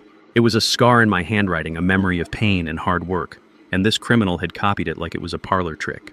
"Sign the deed," Brad ordered, pushing the official document forward. The forger signed, once, twice, 3 times, the deed, the transfer of power, the waiving of rights. With every stroke of that pen, I felt a part of myself being erased. Legally, I was becoming a ghost. In the eyes of the law, I had given everything away 3 years ago. Brad picked up the documents and blew on the wet ink. "Done," he said. He looked at Tasha. "Pack your bags. The buyers are coming at 9 a.m. tomorrow. We signed the final exchange in front of the notary I bribed, hand over the deed, and the money hits the account by noon. By dinner time, we will be on a flight to Rio." Tasha smiled, a weak, relieved smile. "And what about Zeke?" Brad laughed. He walked over to the fireplace and threw the practice sheets into the flames. "Who cares? Let him rot in the woods. Once the Russians own this place, he is their problem. And trust me, Tasha, you do not want to be a trespasser when the new owners move in. They do not call the police. They call a cleanup crew that actually works." The feed on the tablet went black for a second as the camera adjusted to the sudden flare of the fire. I sat back in the seat, letting out a breath I did not know I was holding. Beside me, Dante was vibrating with intensity. He was not looking at the screen anymore. He was looking at me. "They are selling us out to the mob, Dad," he said, his voice low and dangerous. "If that deal goes through tomorrow, if those men take possession, we never get the house back. We can sue Brad, but the house will be gone." I looked at my hands. The hands that Brad said were too shaky to sign a check. They were steady now. They were fists. I thought about the police. If we called them now and told them about the forgery, they would ask for proof. We had the video, but Brad would claim it was another deepfake. He would claim we manipulated the footage. He would stall. And while he stalled, the wire transfer would happen. The system was too slow. Justice was too slow. We needed something faster. We needed a demolition crew.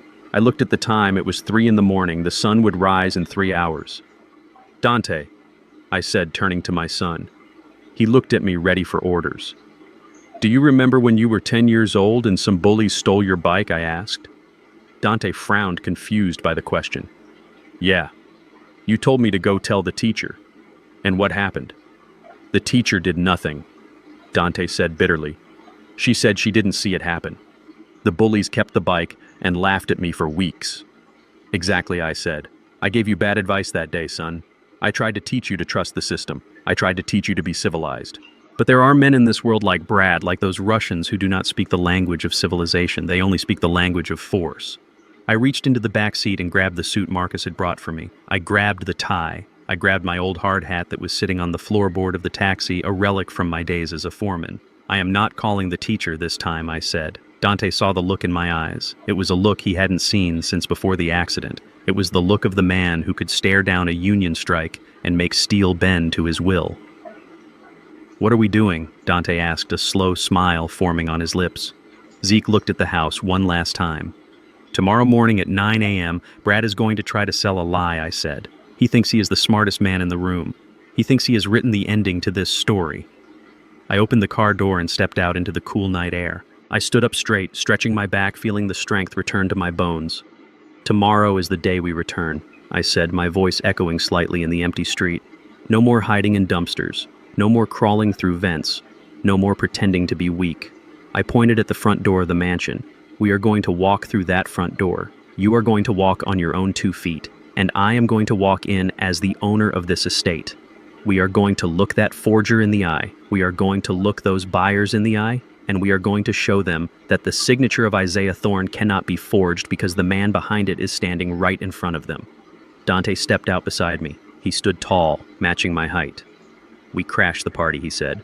"We do not just crash it, son," I said, closing the car door with a definitive slam. "We are the eviction notice. Get some sleep. We have a suit to press and a war to win." The heavy oak doors of my home felt cold under my fingertips as I pushed the key into the lock. Inside, the air was thick with the smell of expensive cologne and the metallic tang of betrayal. I could hear them in the living room, the murmur of voices, the clinking of crystal glasses, the sound of a pen scratching against paper. They were selling my life piece by piece, and they were toasting to their success while they did it. I signaled to Marcus. He nodded solemnly and adjusted his tie.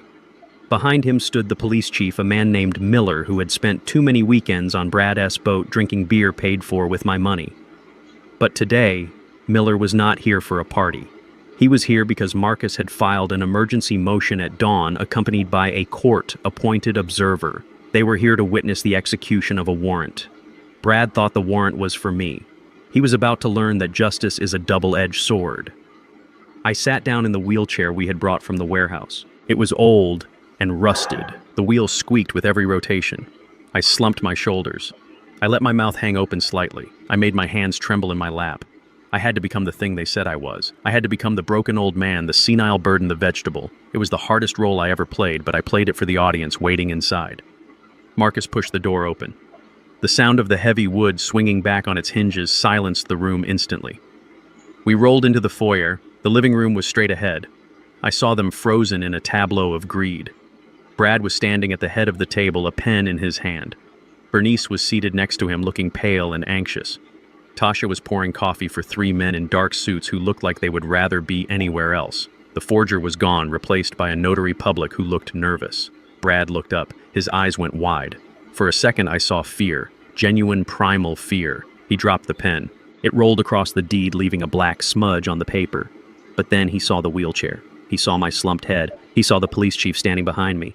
The fear vanished, replaced by a smug, triumphant grin that made my stomach turn. He thought he had won. He thought the police had caught the fugitive.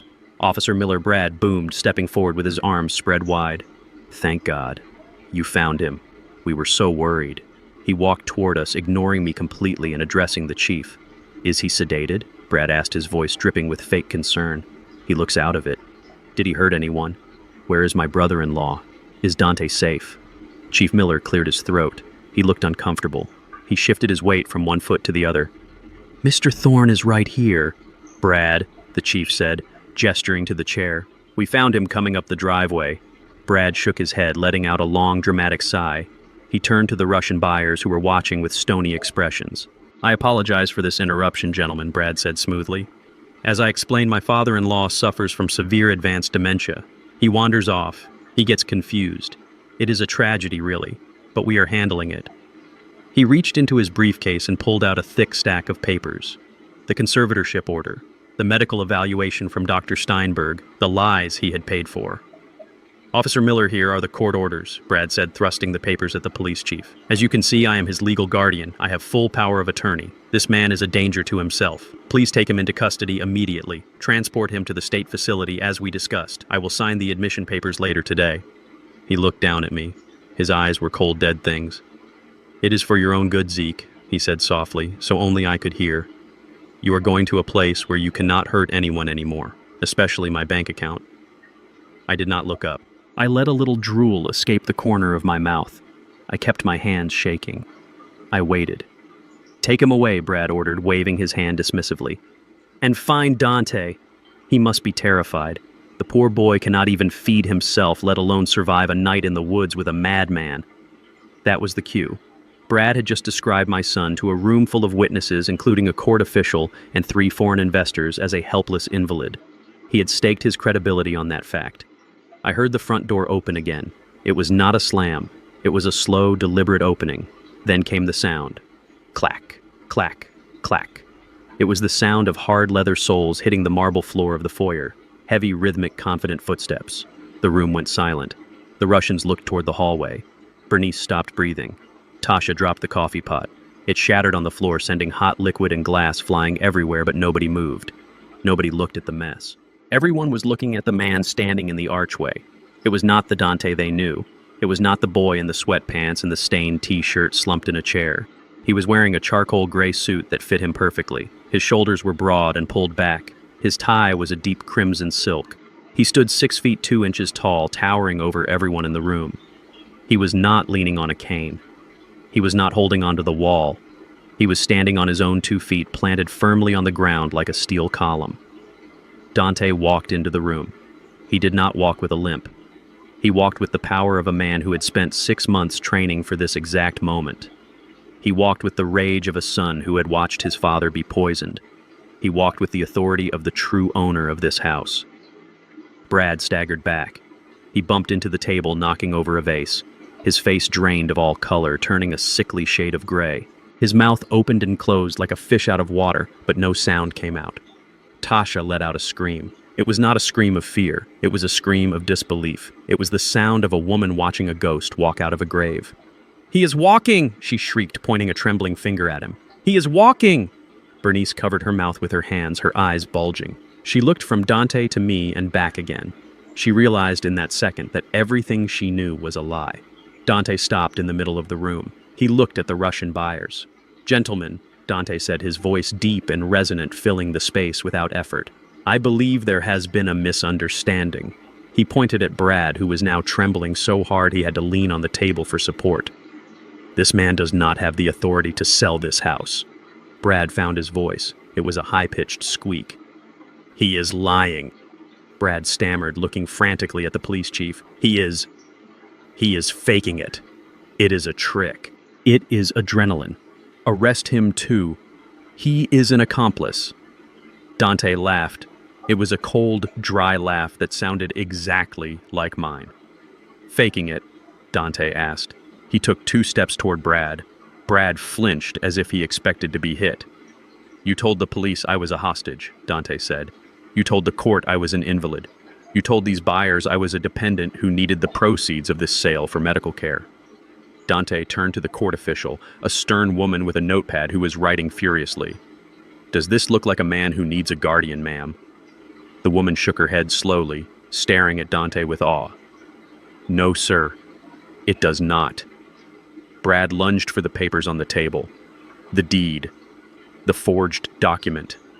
He tried to grab it to hide it, to tear it up. I stopped shaking. I lifted my head. The drool was gone. The confusion was gone. I sat up straight in the wheelchair, my eyes locking onto Brad S. with the intensity of a laser. "Do not touch that paper, Brad," I said. My voice was not weak. It was the voice that had commanded construction crews on skyscrapers. It was the voice of the foreman. Brad froze. He looked at me. He saw the clarity in my eyes.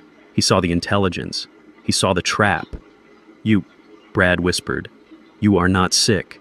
I stood up. I gripped the armrests of the wheelchair and pushed myself up. My knees popped, but I stood. I stood next to my son.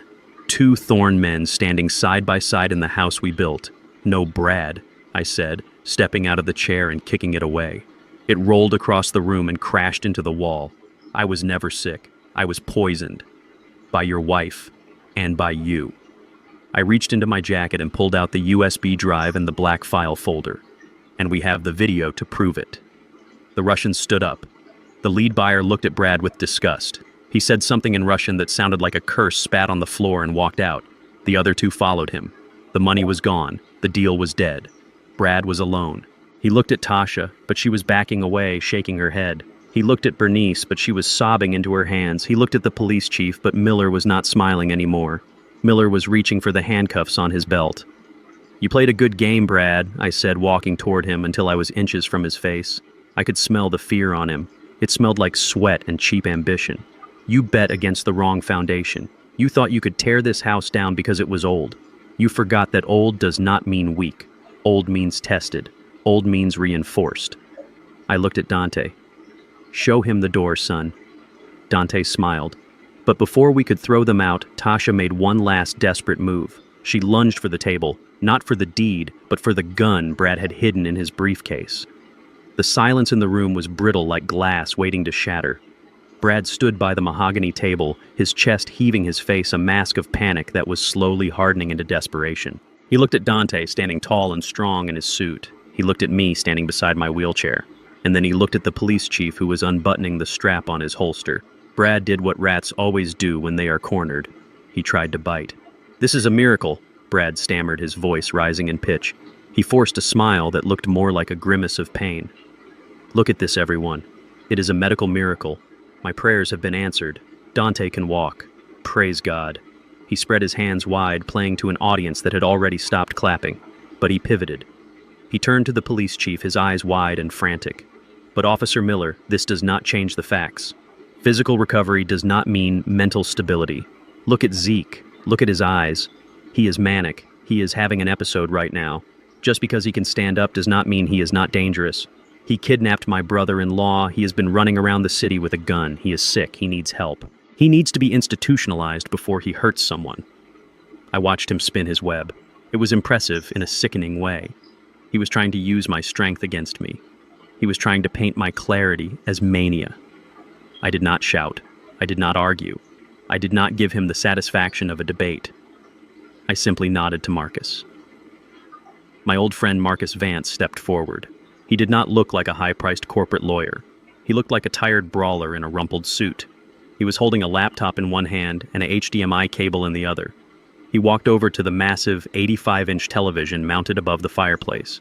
It was a television Brad had bought with my money. He had bragged about the resolution. He had bragged about the clarity.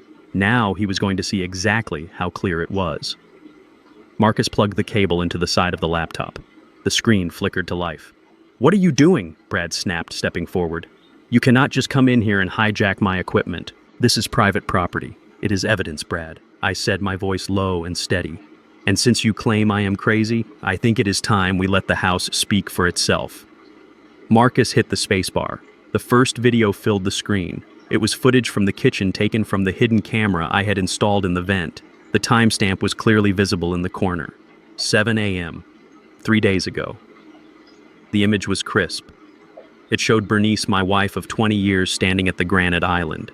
She was wearing her silk morning robe. She looked beautiful. She looked kind. But then she reached into her pocket. The room watched in horrified silence as she pulled out a small, unmarked vial. She looked over her shoulder, checking the door. Then, with a steady, practiced hand, she tipped the vial over my favorite mug. A pinch of white powder fell into the steaming black coffee. She stirred it. She smiled. A small, cold smile that never reached her eyes. Then the audio kicked in. "Drink up, old man." Bernice's voice rang out from the speakers, echoing off the vaulted ceilings. "Just a little more arsenic to keep the shakes going.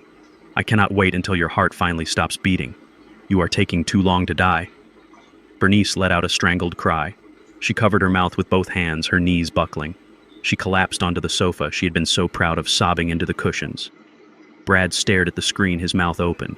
He looked at Bernice with pure hatred, not because she did it, but because she got caught. I looked at the police chief. His hand was now resting firmly on his gun. He was not looking at me anymore. He was staring at the woman on the couch. But we were not done. Marcus hit the next key. The screen changed. Now it was the study. My sanctuary. The timestamp was last night.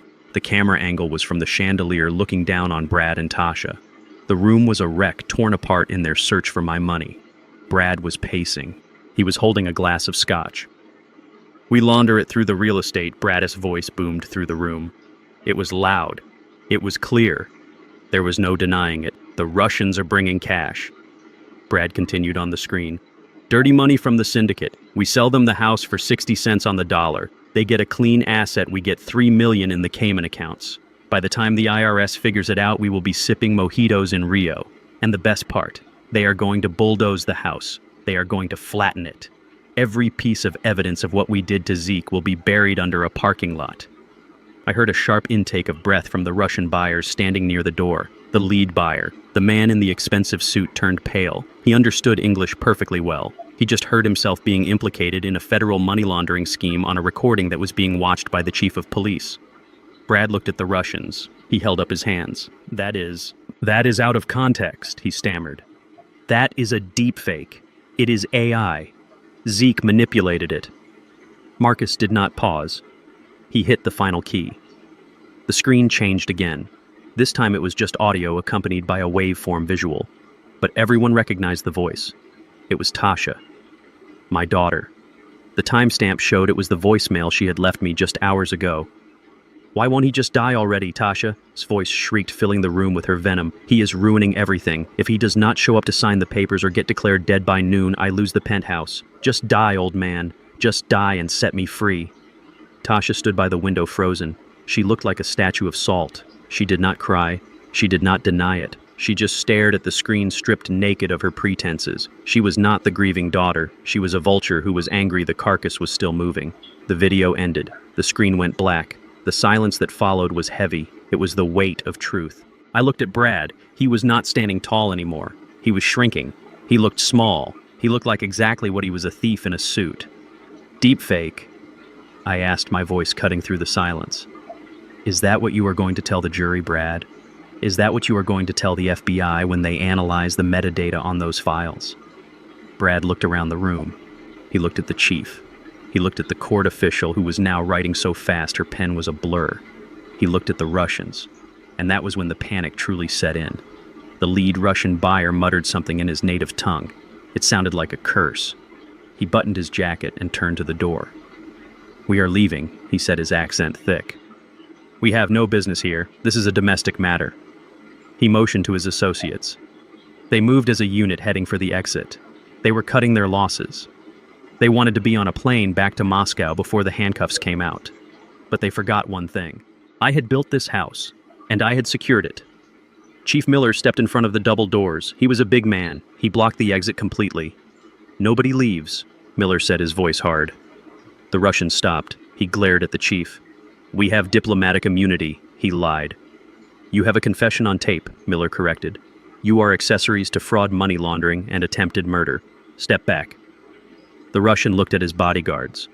For a second, I thought there was going to be a shootout. I saw Dante tense up his hand, drifting toward his jacket where his pistol was hidden. But the Russian was a businessman. He knew when a deal had gone bad. He raised his hands slowly and stepped back. Brad, seeing his escape route blocked, let out a sound that was half sob, half scream. "You cannot do this to me!" he yelled, pointing a shaking finger at me. "I am a respected financial advisor. I am a pillar of this community. You are a senile old man. Nobody will believe you over me." I rolled my wheelchair forward just a few inches. Then I remembered. I did not need the chair. I stepped forward. 1 step, 2 steps. I walked right up to him until I was looking down into his sweating face. "I am not senile, Brad," I said, "and I am not alone." I pointed to the camera in the chandelier. The red light was still blinking. "We are live," I whispered. Brad looked up. He saw the light. "I streamed this entire meeting to the cloud," I said, "and to the email inbox of the district attorney, and to the local news station." Brad's knees gave out. He did not fall gracefully. He crumpled. He slid down to the floor, his expensive suit bunching up around him, his head in his hands. "It is over, Brad," I said, looking down at him with zero pity. "You bet against the wrong man. You thought you could dismantle my life like it was just bricks and mortar, but you forgot that the strongest part of a building is the part you cannot see, the foundation." I turned to the chief. "Get this trash out of my house, Miller." Miller nodded. He pulled out his radio. "Dispatch, send backup. I have 5 subjects in custody. Charges include attempted murder, fraud, and conspiracy." Tasha started screaming then. She ran toward me, grabbing my arm. "Dad, please." I did not mean it. It was Brad. He forced me. He made me say those things. "I love you, Daddy. Please do not let them take me." I looked at her hand on my sleeve, the same hand that had poured wine while she waited for me to die. I gently removed her hand. "I do not have a daughter." I said, my voice flat and final. "My daughter died the day she decided my life was worth less than a condo in Miami." I turned my back on her screams. I walked over to Dante. He was standing by the window watching the police cars swarm up the driveway. He put his arm around my shoulder. "We did it, Dad," he said softly.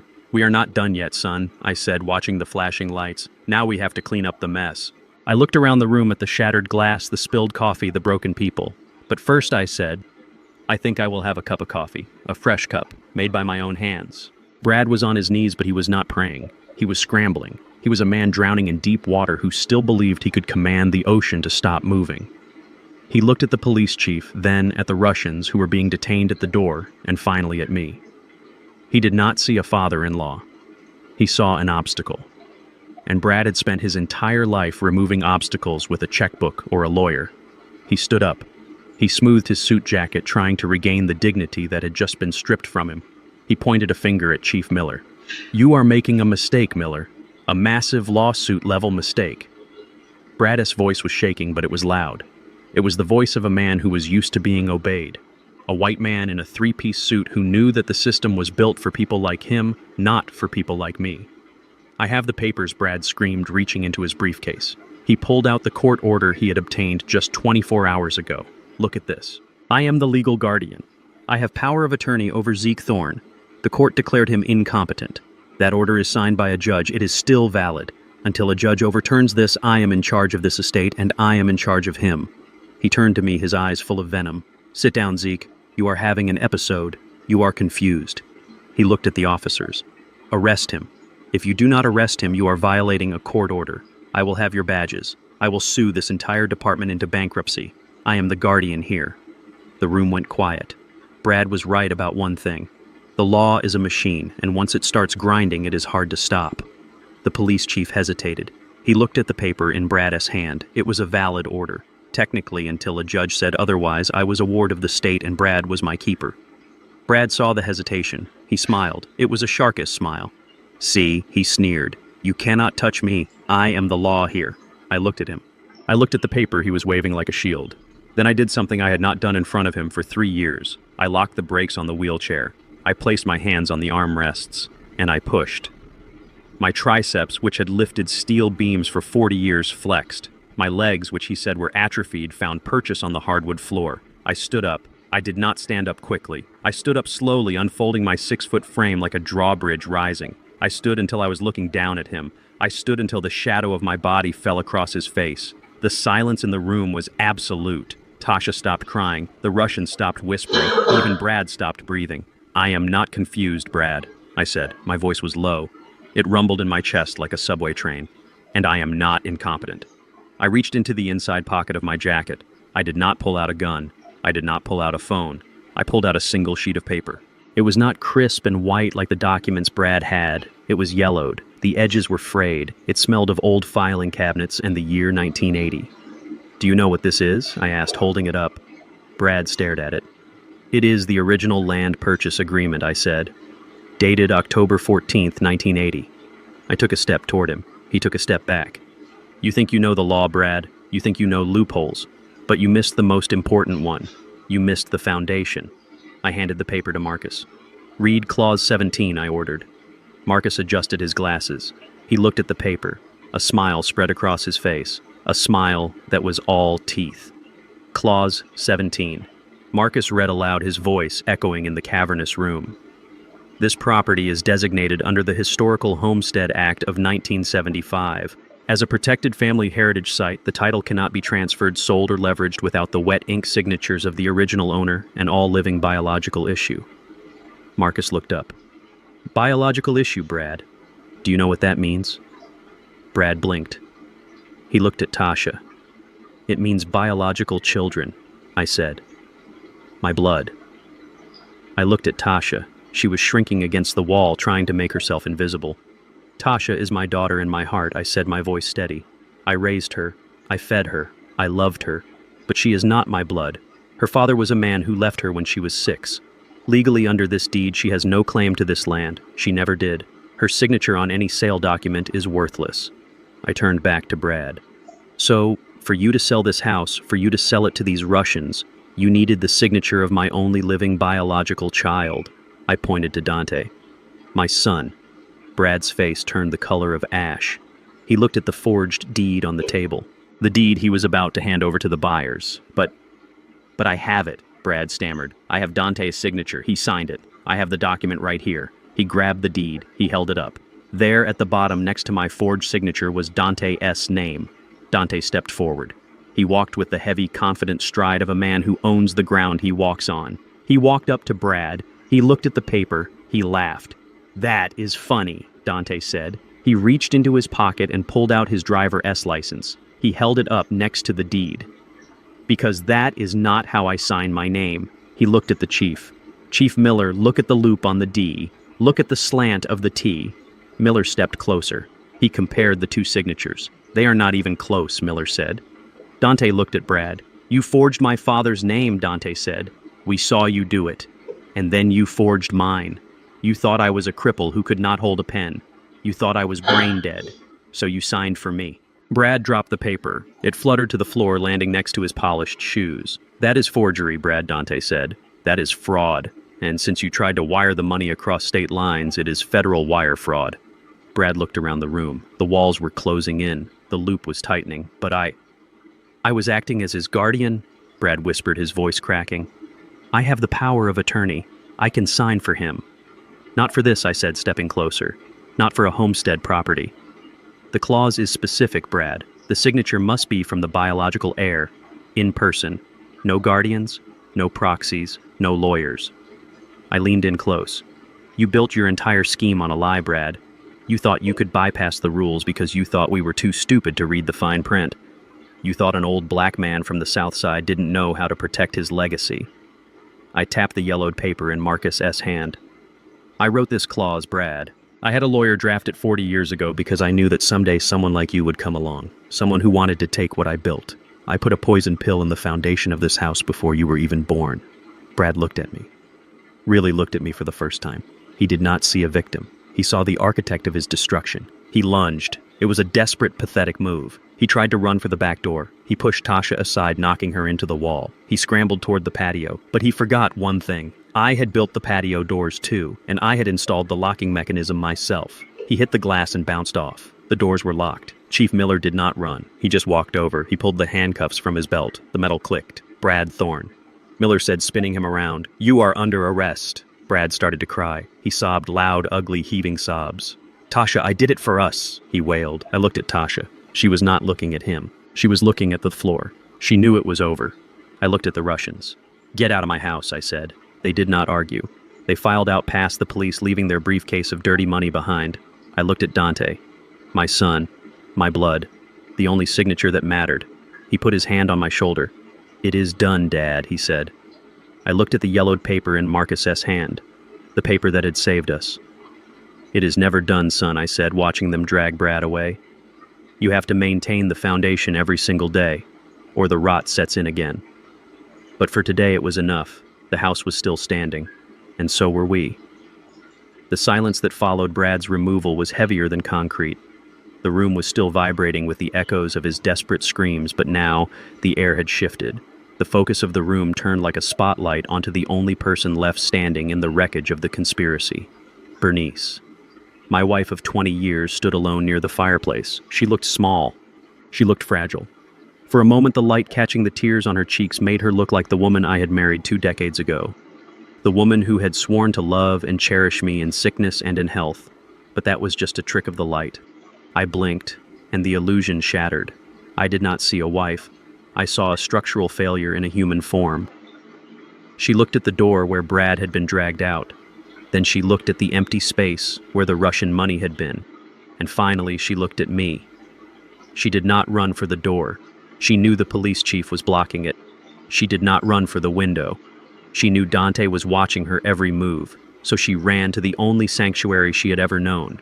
She ran to me. She threw herself across the room, moving faster than I had seen her move in years. She collapsed at my feet, wrapping her arms around my legs, burying her face in the fabric of my trousers. The same trousers she had ironed for me just last week, while plotting my death.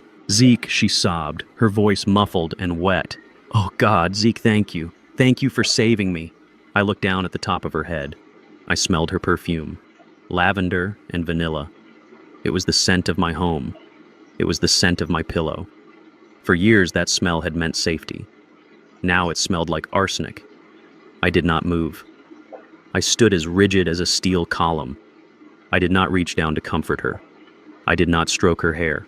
I let her weep. I let her perform. It was Brad, she wailed, looking up at me with eyes that were red and swollen. It was all him, Zeke. He forced me. He is a monster. He threatened me. He said if I did not help him get your money, he would hurt Tasha. He said he would hurt you. I was so scared. I did not know what to do. She gripped my hand, trying to pull it toward her face, trying to kiss my knuckles. I had to play along, Zeke. Do not you see? I was trying to buy time. I was trying to protect you. I never wanted to hurt you. You are my husband. You are the love of my life. The room watched in stunned silence. Even the police officers looked uncomfortable. It was a masterful performance. If I had not seen the video, if I had not heard the joy in her voice when she spiked my coffee, I might have faltered. I might have wondered if she was truly a victim. But I had seen the tape. I pulled my hand away from her grip. It was not a violent motion. It was a dismissal. I brushed my sleeve as if she had left a stain. "Stand up, Bernice," I said. My voice was not loud. It did not echo. It was quiet and flat, like the sound of a shovel hitting hard earth. She froze. She looked at my face, searching for a trace of the man who used to bring her flowers every Friday. Searching for the soft-hearted fool she thought she had married. "Zeke, please," she whispered. "Do not look at me like that. I am your Bernice." "You are not my Bernice," I said. "My Bernice died a long time ago. The woman on the floor is a stranger who tried to murder me for a condo in Miami." I took a step back, breaking the contact completely. "You say he forced you?" I asked. "You say you were scared?" "Yes," she nodded, frantically wiping her eyes. "He is violent, Zeke. You saw him hit Michael. He terrified me." I looked at Marcus. "Play the video again, Marcus. The kitchen scene." "No," Bernice screamed. "No, please do not." "Play it," I ordered. Marcus hit the key. The massive television screen came to life again. The image of Bernice in her silk robe filled the room. We watched her pull the vial from her pocket. We watched her tip the powder into my mug. But this time I pointed at the screen. "Look at your face, Bernice," I said. On the screen, the digital Bernice was smiling. It was not a nervous smile. It was not a fearful smile. It was a smile of pure, unadulterated malice. She hummed a little tune as she stirred the poison. She did a little dance step as she walked to the fridge. "Does that look like a woman who is terrified?" I asked the room. "Does that look like a hostage?" I turned back to her.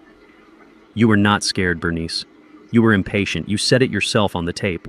I was taking too long to die." Bernice scrambled to her feet. The mask of the victim fell away, revealing the ugly, desperate reality underneath. "I took care of you," she hissed, her voice changing instantly from pleading to venomous. "For 20 years I washed your clothes. I cooked your meals. I listened to your boring stories about concrete and rebar. I wasted my youth in this house, Zeke. I deserved that money. I earned it." "There it is," I said. "The truth. Finally." I looked at her with a clarity that hurt. I saw every line on her face, every lie she had ever told me. "You are right about one thing, Bernice," I said. "You said I was old. You said I was forgetful. You told the doctors I was confused." I stepped closer to her, towering over her just as Dante had towered over Brad. "But my memory is excellent, Bernice. I remember everything. I remember the day we met. I remember the day I paid off your debts. And I remember a conversation we had last month." She stared at me, her chest heaving. "You told me you wanted to travel," I said. "You were complaining about the winter. You said you wanted to go on a long trip. You said you wanted to go somewhere where you didn't have to cook or clean or take care of an old man." I looked at Chief Miller. "Chief, I believe you have a destination in mind for my wife." Miller stepped forward, pulling a second pair of handcuffs from his belt. "Mrs. Thorne, you are under arrest for the attempted murder of Isaiah Thorne," he said. Bernice backed away, knocking over a chair. "You cannot prove it," she shrieked. "That video is not enough. You have no physical evidence. It is just powder. It could be sugar. It could be creamer. You cannot arrest me for making coffee." She was fighting to the bitter end. She knew the law. She knew that without the actual poison, the video could be argued away by a good defense attorney. She needed the physical substance to be missing. I looked at Dante. Dante knew the kitchen better than anyone. He had spent 8 years sitting in there watching her cook while he was trapped in his chair. He saw things she thought were invisible. "Check the spice rack, Dante," I said. "Top shelf, behind the saffron." "She knows I never use saffron. It is too expensive." Bernice's face went white. It was the color of fresh sheetrock. Dante walked to the open kitchen, which was visible from the living room. He moved with purpose. He reached up to the high cabinet, the one Bernice thought was out of reach for a cripple and an old man. He pushed aside the red tin of saffron. He pulled out a small glass jar. It was unlabeled. It was half full of a fine white crystalline powder. Dante walked back into the living room. He handed the jar to the police chief. "Arsenic is heavy," I said, watching the jar. "And it is stable. It does not degrade, just like the greed in your heart, Bernice." Chief Miller held the jar up to the light. He looked at Bernice. "You have the right to remain silent," he said, snapping the cuffs onto her wrists. The sound of the metal clicking shut was the most satisfying sound I had ever heard. It was better than the applause at a ribbon-cutting ceremony. It was the sound of a structure being condemned. Bernice did not go quietly.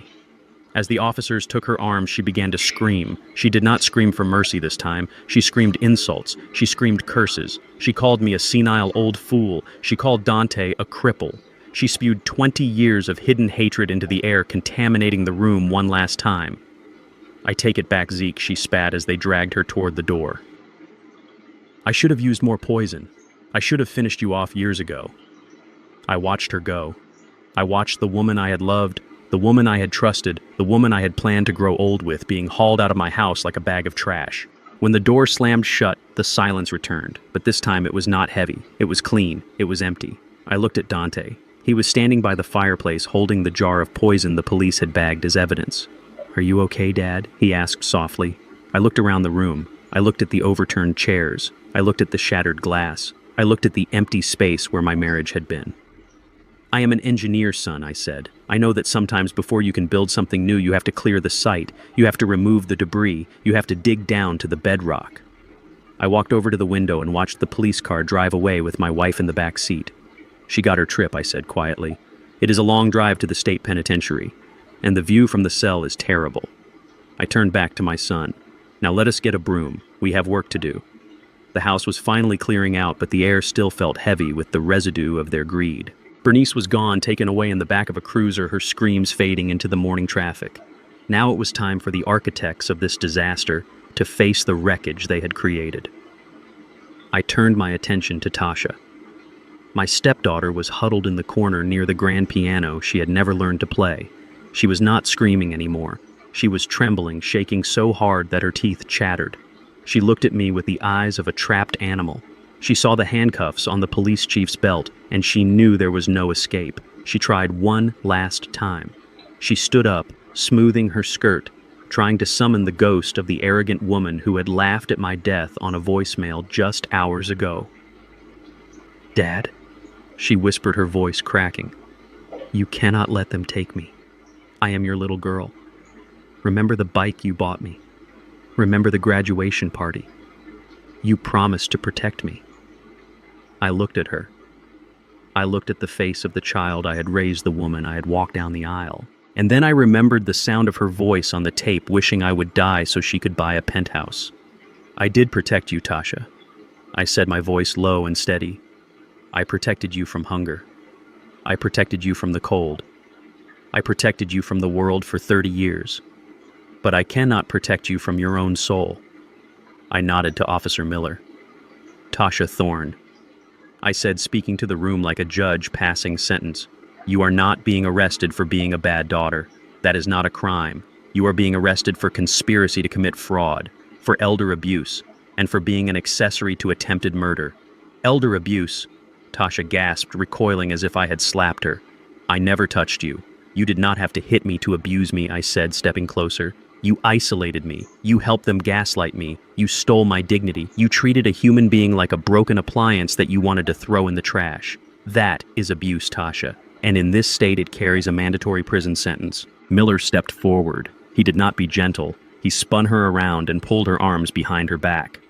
"Ow, you are hurting me," she whined. "You will get used to it," I said coldly. As the metal cuffs clicked shut, Tasha began to sob. It was a pathetic sound, the sound of a spoiled child realizing that the credit card has finally been declined. I did not watch her go. I turned my back on her just as she had turned her back on me when she thought I was weak. That left Brad, the man who thought he was the king of the castle, the man who thought he could outsmart a structural engineer. He was not huddled in a corner. He was standing by the door arguing with two officers. He was red in the face, veins bulging in his neck. He was still trying to negotiate his way out of a felony. "Do not touch me," he shouted, swatting at an officer's hand. "Do you know who I am? I am Bradley Harrison. I manage portfolios for the city council. I play golf with the mayor. This is a misunderstanding. I demand to speak to my lawyer." I rolled my wheelchair over to him. No, I walked. I kept forgetting that I did not need the chair anymore. The habit of being diminished was hard to break, but I broke it now. I walked up to him, my boots loud on the hardwood floor. "Your lawyer cannot help you, Brad," I said. Brad spun around. He pointed a shaking finger at me. "You did this!" he screamed, spittle flying from his lips. "You set me up. You entrapped me. I will sue you, Zeke. I will sue you for every penny you have. I will bury you in litigation for the next 10 years. I laughed. It was a dry, dusty laugh. "With what money, Brad?" I asked. He froze. "I froze the accounts this morning," I said. "Before we came here, Marcus filed the injunctions. Every account with your name on it is locked. Every offshore shell company you set up has been flagged by the FBI. You do not have the money to buy a cup of coffee, let alone a lawyer who can fight federal wire fraud charges." Brad's face crumbled. Brad's face. The arrogance evaporated, leaving only the raw panic of a narcissist facing consequences. "I am a top financial advisor." He shrieked, his voice reaching a hysterical pitch as the officers grabbed his arms. "I am the best in the city. You cannot do this to me. I have a reputation." The officers dragged him toward the door. He dug his heels into my expensive rug, fighting them every inch of the way. He looked ridiculous. A man in a $3,000 suit being hauled out like common trash. "I am the best," he screamed. "I am a genius. Stop," I ordered. The officers paused. Brad stopped struggling, panting heavily, thinking maybe I had changed my mind, thinking maybe I was going to show mercy. I walked right up to him. I leaned in close until our noses were almost touching. I could smell the sweat of his fear. It overpowered his expensive cologne. He looked into my eyes, expecting to see the confused old man he had tormented. Instead, he saw the cold, hard steel of the man who built this house. "You are not a genius, Brad," I whispered, my voice rough like gravel. "And you are not a financial wizard." I let the silence hang for a second, letting the words sink in. "You are just a petty thief who made the mistake of trying to rob a structural engineer." I pointed a finger at his chest, right over his heart. "I poured the concrete for this foundation 40 years ago. I know every stress point. I know every load-bearing wall. And I know exactly where to push to make the whole thing come down." I leaned back, looking at him with pure disgust. "I built this house to shelter my family, Brad. And I know exactly how to demolish it on top of the vermin who try to infest it." Brad stared at me, his mouth opening and closing soundlessly. The realization hit him. He had not just lost. He had been outplayed, outmaneuvered, and crushed by the very man he deemed obsolete. "Get him out of my sight," I said, waving my hand. "No," Brad screamed as they dragged him through the doorway. "No, Zeke, wait. We can make a deal. I know where the rest of the money is. I can help you." The heavy oak door slammed shut, cutting off his plea. The sudden silence in the foyer was deafening. I stood there for a long moment, staring at the closed door. My chest was heaving. My hands were trembling, but not from Parkinson's, from the adrenaline leaving my body. It was over. The parasites were gone. I felt a hand on my shoulder. I turned to see Dante. He was standing tall, his suit jacket unbuttoned, looking at the empty space where the chaos had been just moments ago. "They are gone. Dad," he said softly. "Yes," I said, letting out a long, slow breath. "They are gone." I looked around the foyer. I looked at the vase Brad had knocked over. I looked at the coffee stains on the rug. I looked at the scratches on the floor from the struggle. The house was a mess. It was scarred, it was dirty, but it was still standing, just like us. "We have a lot of cleaning up to do," I said, walking toward the kitchen. Dante followed me. "But first," he said, picking up the broken pieces of the vase, "I think we should change the locks." I chuckled. It was the first genuine laugh I had felt in years. "Change the locks, son," I said. "Change the codes. And while you are at it, call the contractor. I want those hedges in the back cut down. I am done with blind spots." We walked into the kitchen together. The sun was streaming through the windows, illuminating the dust motes dancing in the air. It was a new day, and for the first time in a long time, the air in my house felt clean. The news trucks stayed parked at the bottom of my driveway for 3 days. The same reporters who had called me a dangerous lunatic and a senile kidnapper were now scrambling to call me a hero. They wanted the exclusive interview. They wanted to know how an old structural engineer had outsmarted a corrupt financial advisor and a team of Russian money launderers. They wanted the movie rights. I did not give them a single minute of my time. I closed the heavy oak gates of my estate and I locked them. I did not need their apologies, and I certainly did not need their validation. I knew who I was. I was Isaiah Zeke Thorne, and I had just survived a demolition attempt on my life. The legal fallout was swift and brutal. The district attorney who had been so eager to prosecute me suddenly found his spine when the federal agents got involved. The evidence we provided was irrefutable. The wire transfer records, the forged deed, the video of the poisoning, and the testimony of the Russian nationals who turned state S evidence to avoid deportation. It was a slam-dunk case. Brad tried to cut a deal. He offered to give up names of other corrupt officials in the city government. He squealed like a stuck pig, but it did not save him. The judge gave him 20 years for the fraud alone. The attempted murder charges were just the icing on the cake. Tasha cried in court. She played the victim until the very end. She claimed she was brainwashed. She claimed she was afraid.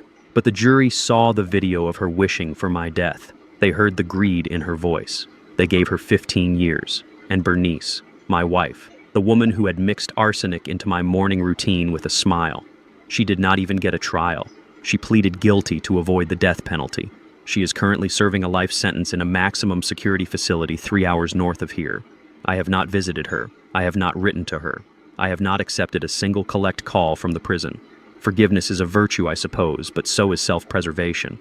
I burned her letters unopened in the fireplace. Some bridges are not meant to be repaired. They are meant to be burned so the enemy can never cross them again.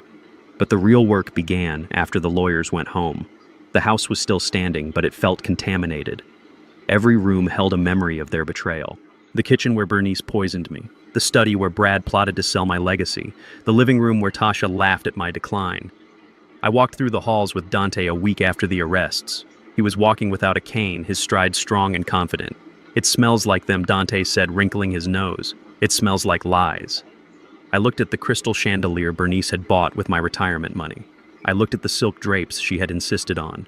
I looked at the beige carpets she had installed to cover up the beautiful hardwood floors I had laid down in 1990. "You are right, son," I said. "It does smell."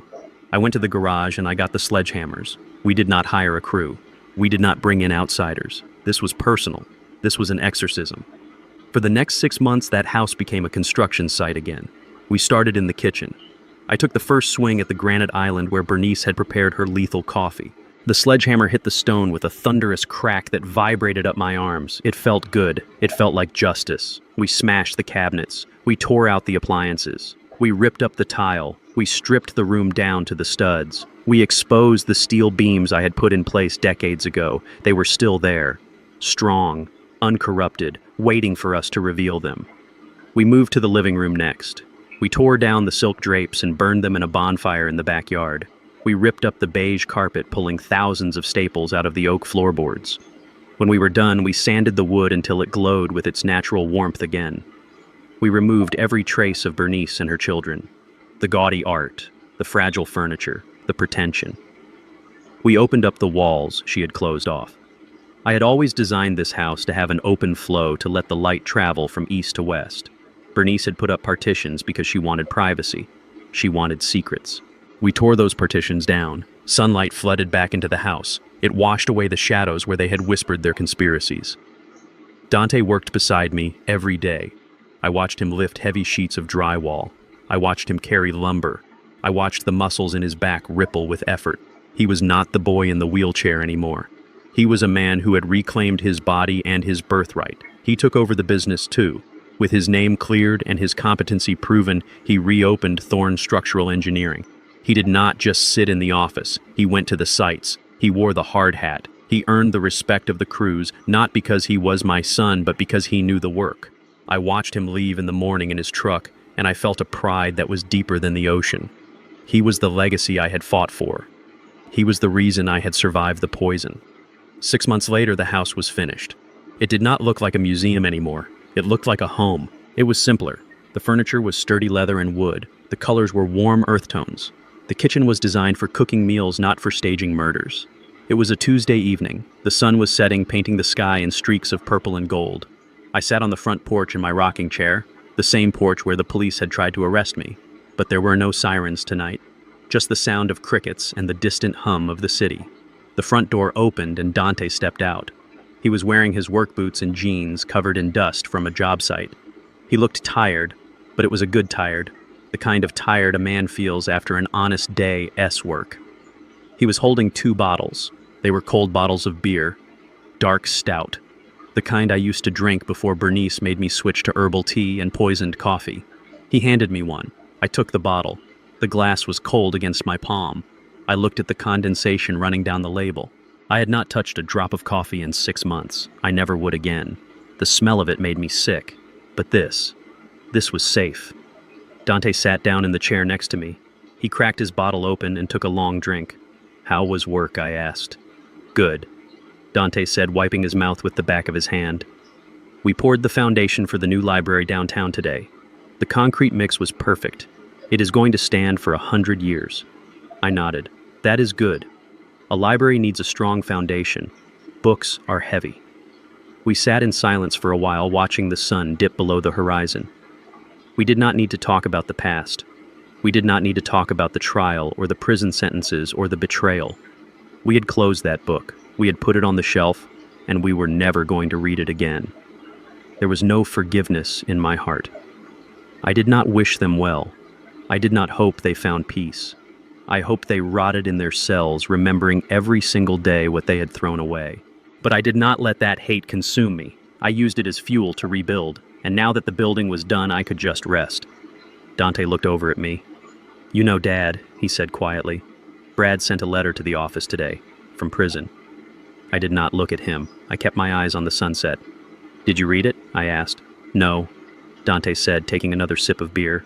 "I put it through the shredder. Then I mixed the shreds into the concrete we poured for the library foundation." I smiled. A real, genuine smile. "Good," I said. "That is the best place for him. Buried under 1,000 tons of progress." I raised my bottle. "To the foundation," I said. Dante clinked his bottle against mine. To the foundation, he repeated. We drank our beer as the stars came out over the house we built, the house that tried to kill us, the house we conquered. I was Isaiah Zeke Thorne. I was 73 years old. I had no wife, I had no daughter, but I had my son, I had my home, and I had my dignity. And as I sat there, surrounded by the silence of a peaceful night, I realized that was all a man ever really needed. My story teaches us that silence should never be mistaken for surrender. The world will try to tell you that when you age, you become obsolete or that disability makes you weak. But the truth is, strength has nothing to do with youth or physical perfection. It comes from the will to protect what matters. We all have a choice when betrayal strikes. We can crumble or we can harden like concrete. I chose to stand. If you are facing enemies who smile to your face while holding a knife behind your back, do not scream. Just wait, watch, and when the time is right, remind them that you are the architect of your own life, and no one can tear you down without your permission.